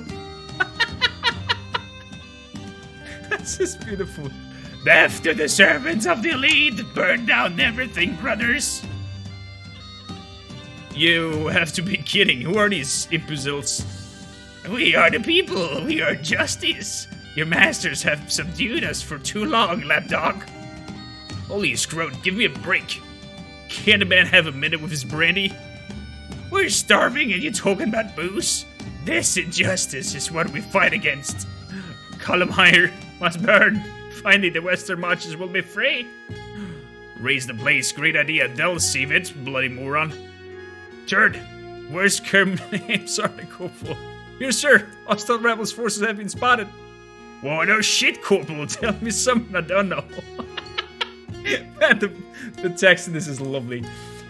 It says what it will think, and I've been having to troll-based arguments for weeks.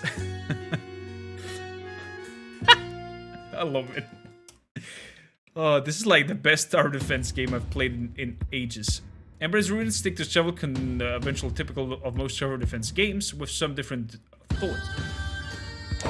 Use the hints and tips in order to the battle UI. Nullhammer, thank you kindly for bringing the ship.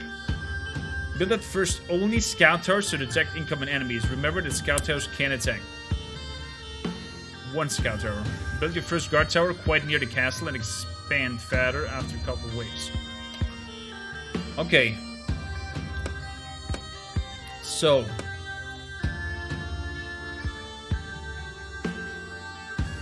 Let's build a guard tower over here.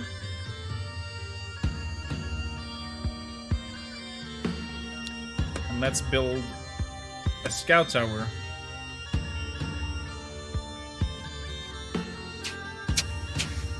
Over there, because why not?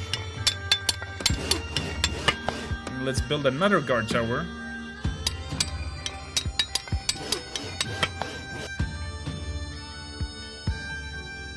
Over here.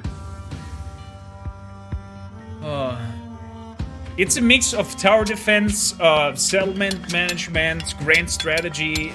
It's crazy. It's such a confusing mix, and I love it. Let me lower the sound effect volumes there a little bit.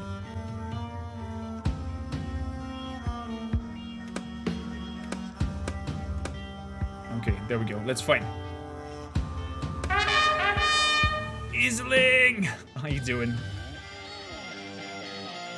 Okay, my scout tower tells that they're coming from beneath, and they're bringing in dogs.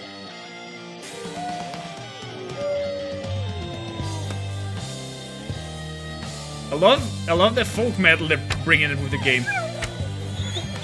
Oh, poor doggos.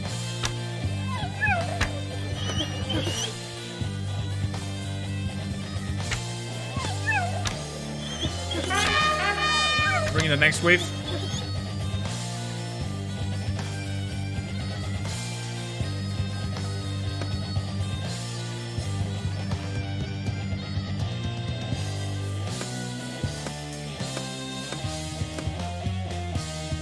Oh, I need to research that one. Let's have one over here.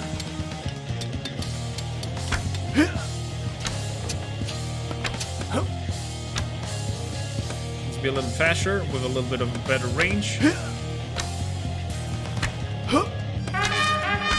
Let's bring the next wave in as well. I'm getting the hang of it. I'm getting the hang of it. It's like the tower defense I was always wishing for. I also saw Wolf Saber somewhere in chat.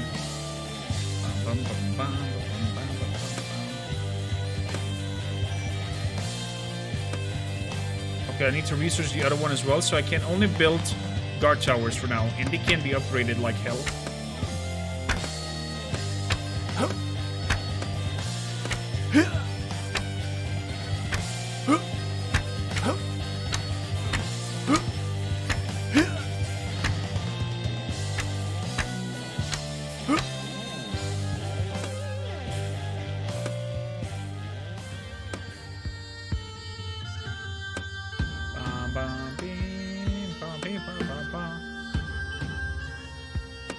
Let's increase the range a little bit. Next wave, come in.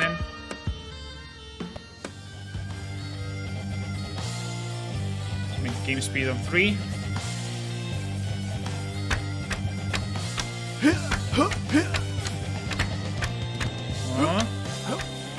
Okay, we're good. We're good.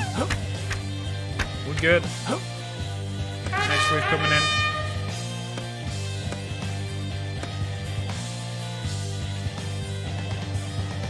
Build another tower up there.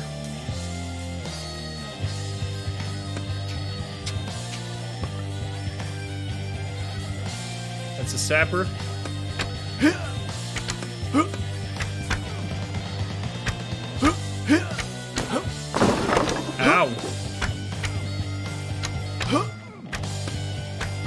that did hurt a lot.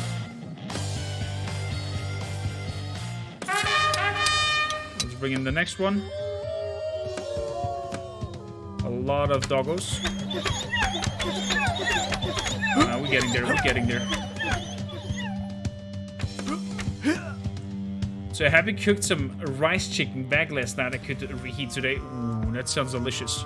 By the way, Attila, if you like what you see, type in !Empire and grab yourself the demo of this and try it out yourself.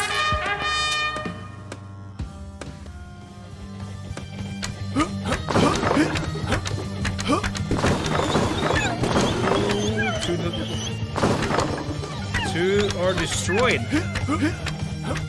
But so we managed it. 3 stars. Man, I love this folk metal in the background playing. Hairy eyes of my ancestors, that was a mess. How many did we lose? Forgive me, sir, but that was a small skirmish compared to the battles that rage across the region at all time. If you say so, turd. Still big enough to interrupt my drinking. No answer? The question. Losses were limited, sir, and Kelmir is now secure. Maybe we can use this place as staging posts for raids into neighboring provinces, sir. Dismantle the resistance that way. Staging posts for raids? Honestly, turd. You're pathetic. We attacked right away. The sooner we're done, the sooner we get home. Or drunk. Or both. Sir, we don't actually have enough troops for an all-out attack. The rebels outnumber us 5-1, sir. What the? What sort of crappy odds are those? So basically you're saying we're royally screwed? Not necessarily, sir. We got plenty of materials and workers. We could fortify the area, entice the rebels to come at us. I like the idea of sitting on our asses, turd, but what do we fight these scumbags with? Well, we have to fight dirty, sir. Dig in, set up ambushes. They're all to be men loyal to the crown in each province. We should help our cause. I've an idea, turd. We should fortify our position as we advance and let them pea-brained rebels crash against us like vomit on a paving slab. Yeah, a brilliant idea. Delightful imagery, too. First, there's a sergeant called Wundsvenberg. You should speak to. His scouts are skilled. I'm sick of nattering, turd. I need a bloody drink. Sorry, sir. It seems to know what he's doing. Pah! Know what you're doing is overrated, turd. Don't trust anyone who thinks they do. One more thing, sir. What do we have to get them some peace, turd? I'm sorry, sir, but I recommend paying a visit to Gottfried Megler, the chief engineer. What the hell does he do? He's responsible for research, sir. He develops new weapons and defenses and improves existing ones. One of these men is provided blueprints for a new catapult tower in lumberjack huts. You'll have to ask Megler directly for development, though. And I should point out, sir, that he's very sensitive about his height. I'll try not to be short with him then. I think.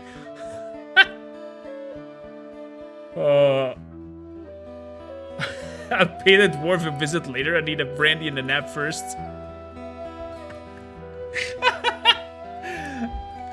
Oh, this is bloody hilarious. Catapult available, lumberjack available. Okay. Oh my goodness. What are you doing in my lab? Lab? From the smell, I thought this was the crapper. Can't hold it much longer. Jeez, it's obscene. Who the hell are you? Off your standing tiptoes and look up. You'll see I'm your boss. Wow. Sort of one in charge of the crapper, right? How dare you? Get out. Easy there, short stuff. You don't want to piss off the man with a bowel trouble. Can get real messy. I'm Sergeant Heimer. I'm here to inspect the engineering lab.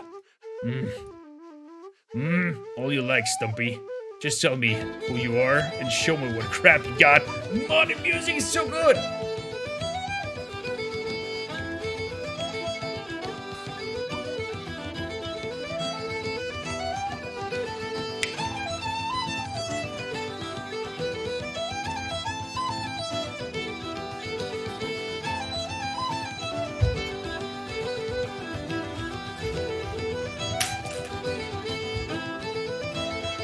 I'm so digging it.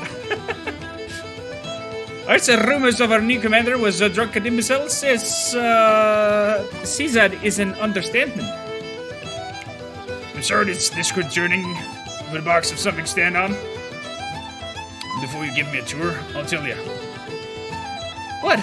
I'm 1 meter 56, 1 centimeter above this minimum of requirement to join the corps.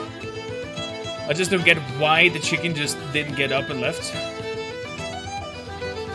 156, eh? Don't you know they stacked dung that high? They stacked dung very high, from what I've said. Let's learn. We learned the catapult tower and the other one. Okay. Enhanced shooting mechanism.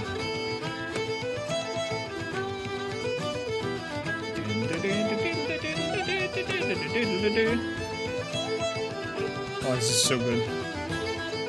Let's zoom in here. We have. I guess we got an attack up there first.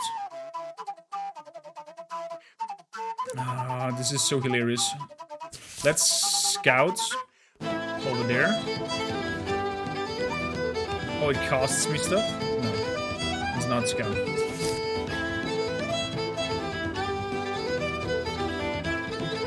Let's see, buildings.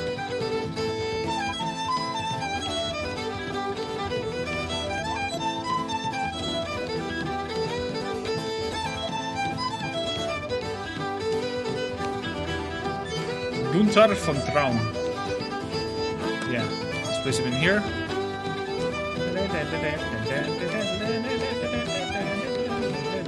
Poison arrows, critical hit, moral.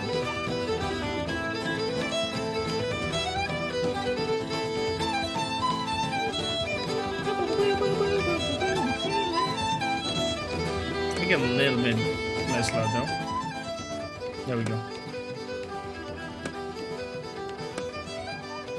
So, we want to attack this province. Oh, it costs me money to attack? Costs me resources to attack? Interesting. What about this resource? Okay, we can't attack here.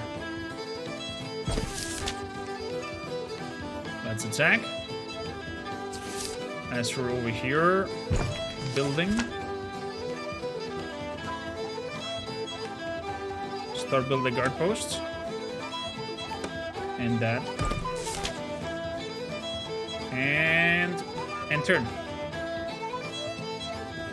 There's a fight going on.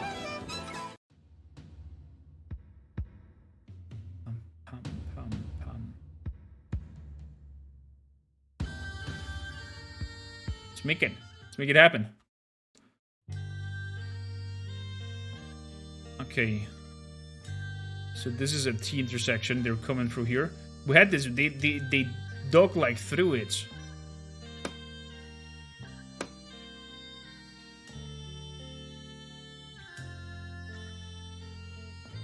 So we're gonna place 2 towers up here.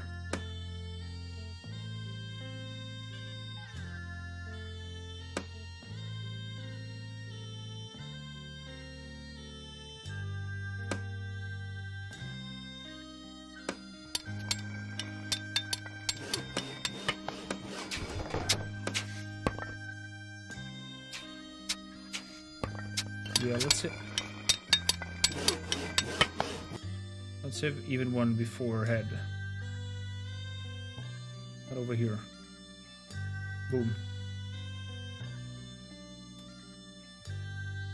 So you have preparation time, but once the fight is starting, everything goes crazy. So let's start the fight. A lot of doggos.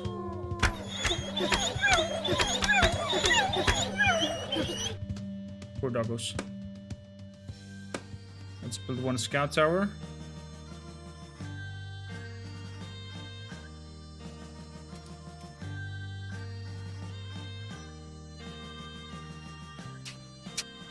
Let's bring in the next wave.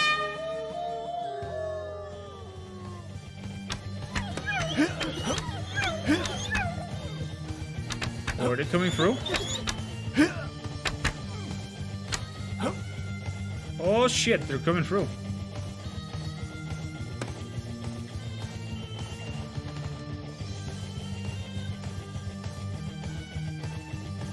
Ouch. Catapults.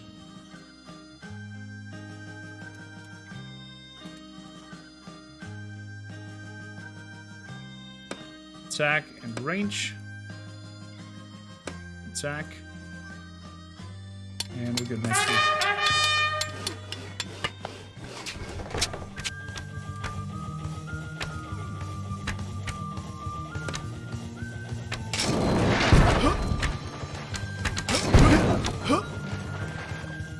Increase the range, let's increase the attack.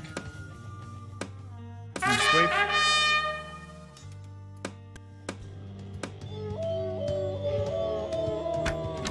Let's build the lumber thingy.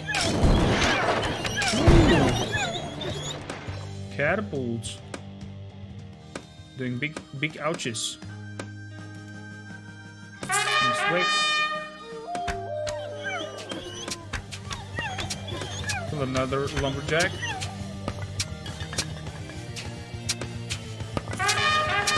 Next wave.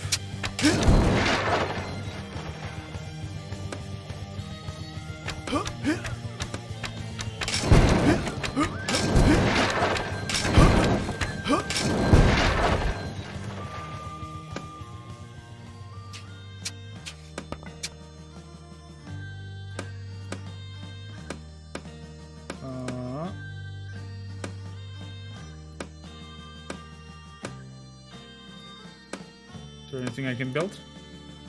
I can upgrade its shooting. There we go. Next one. Ooh.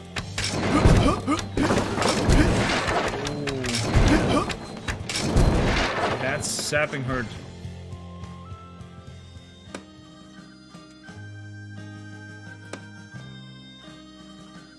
That sapping did hurt a lot.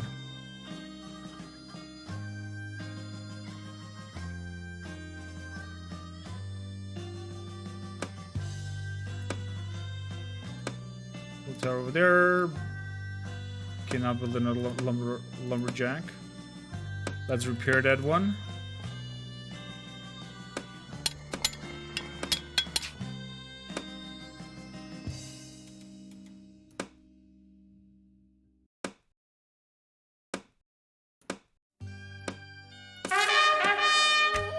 So the next one.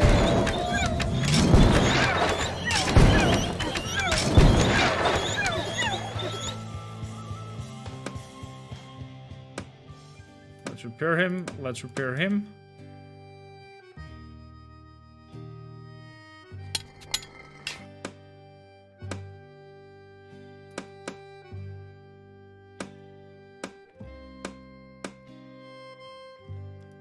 Nothing I can do.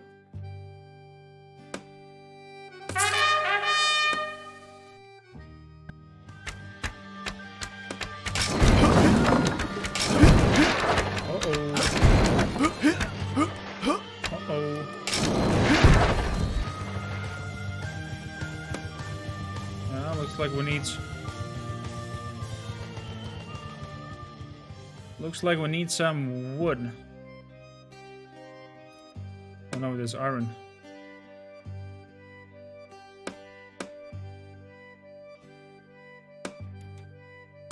Come on and repair it. Come on and repair it. Maddie, welcome in. Guess what? What? What's happening?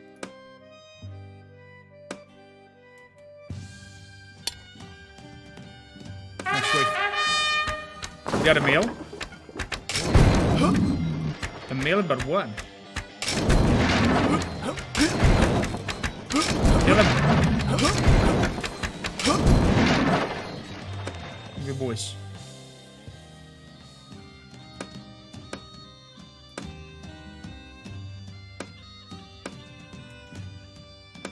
Make it happen.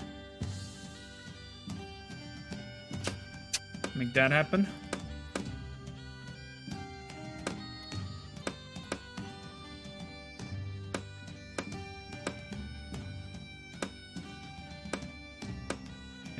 next wave. Let's just survive 2 more waves. Let's say a parcel. Oh! Oh! Oh! Is it what I think it is? Oh my god, I'm excited now.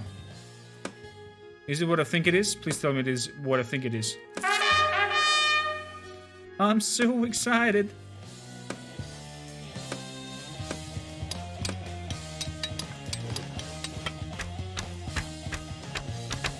Come on, we can do this.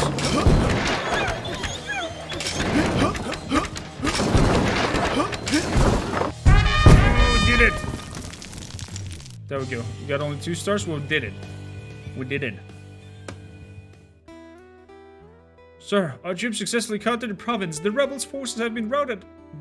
The way to the settlement is open. Curse bolstered. How many damn times do I need to remind you that I need my beauty sleep? I'm sorry, sir, but I just thought that... That's where you're going wrong, turd. Don't think. It worries everyone. Understood, sir. Should we plunder the province, or loot, or keep the men in tight leash?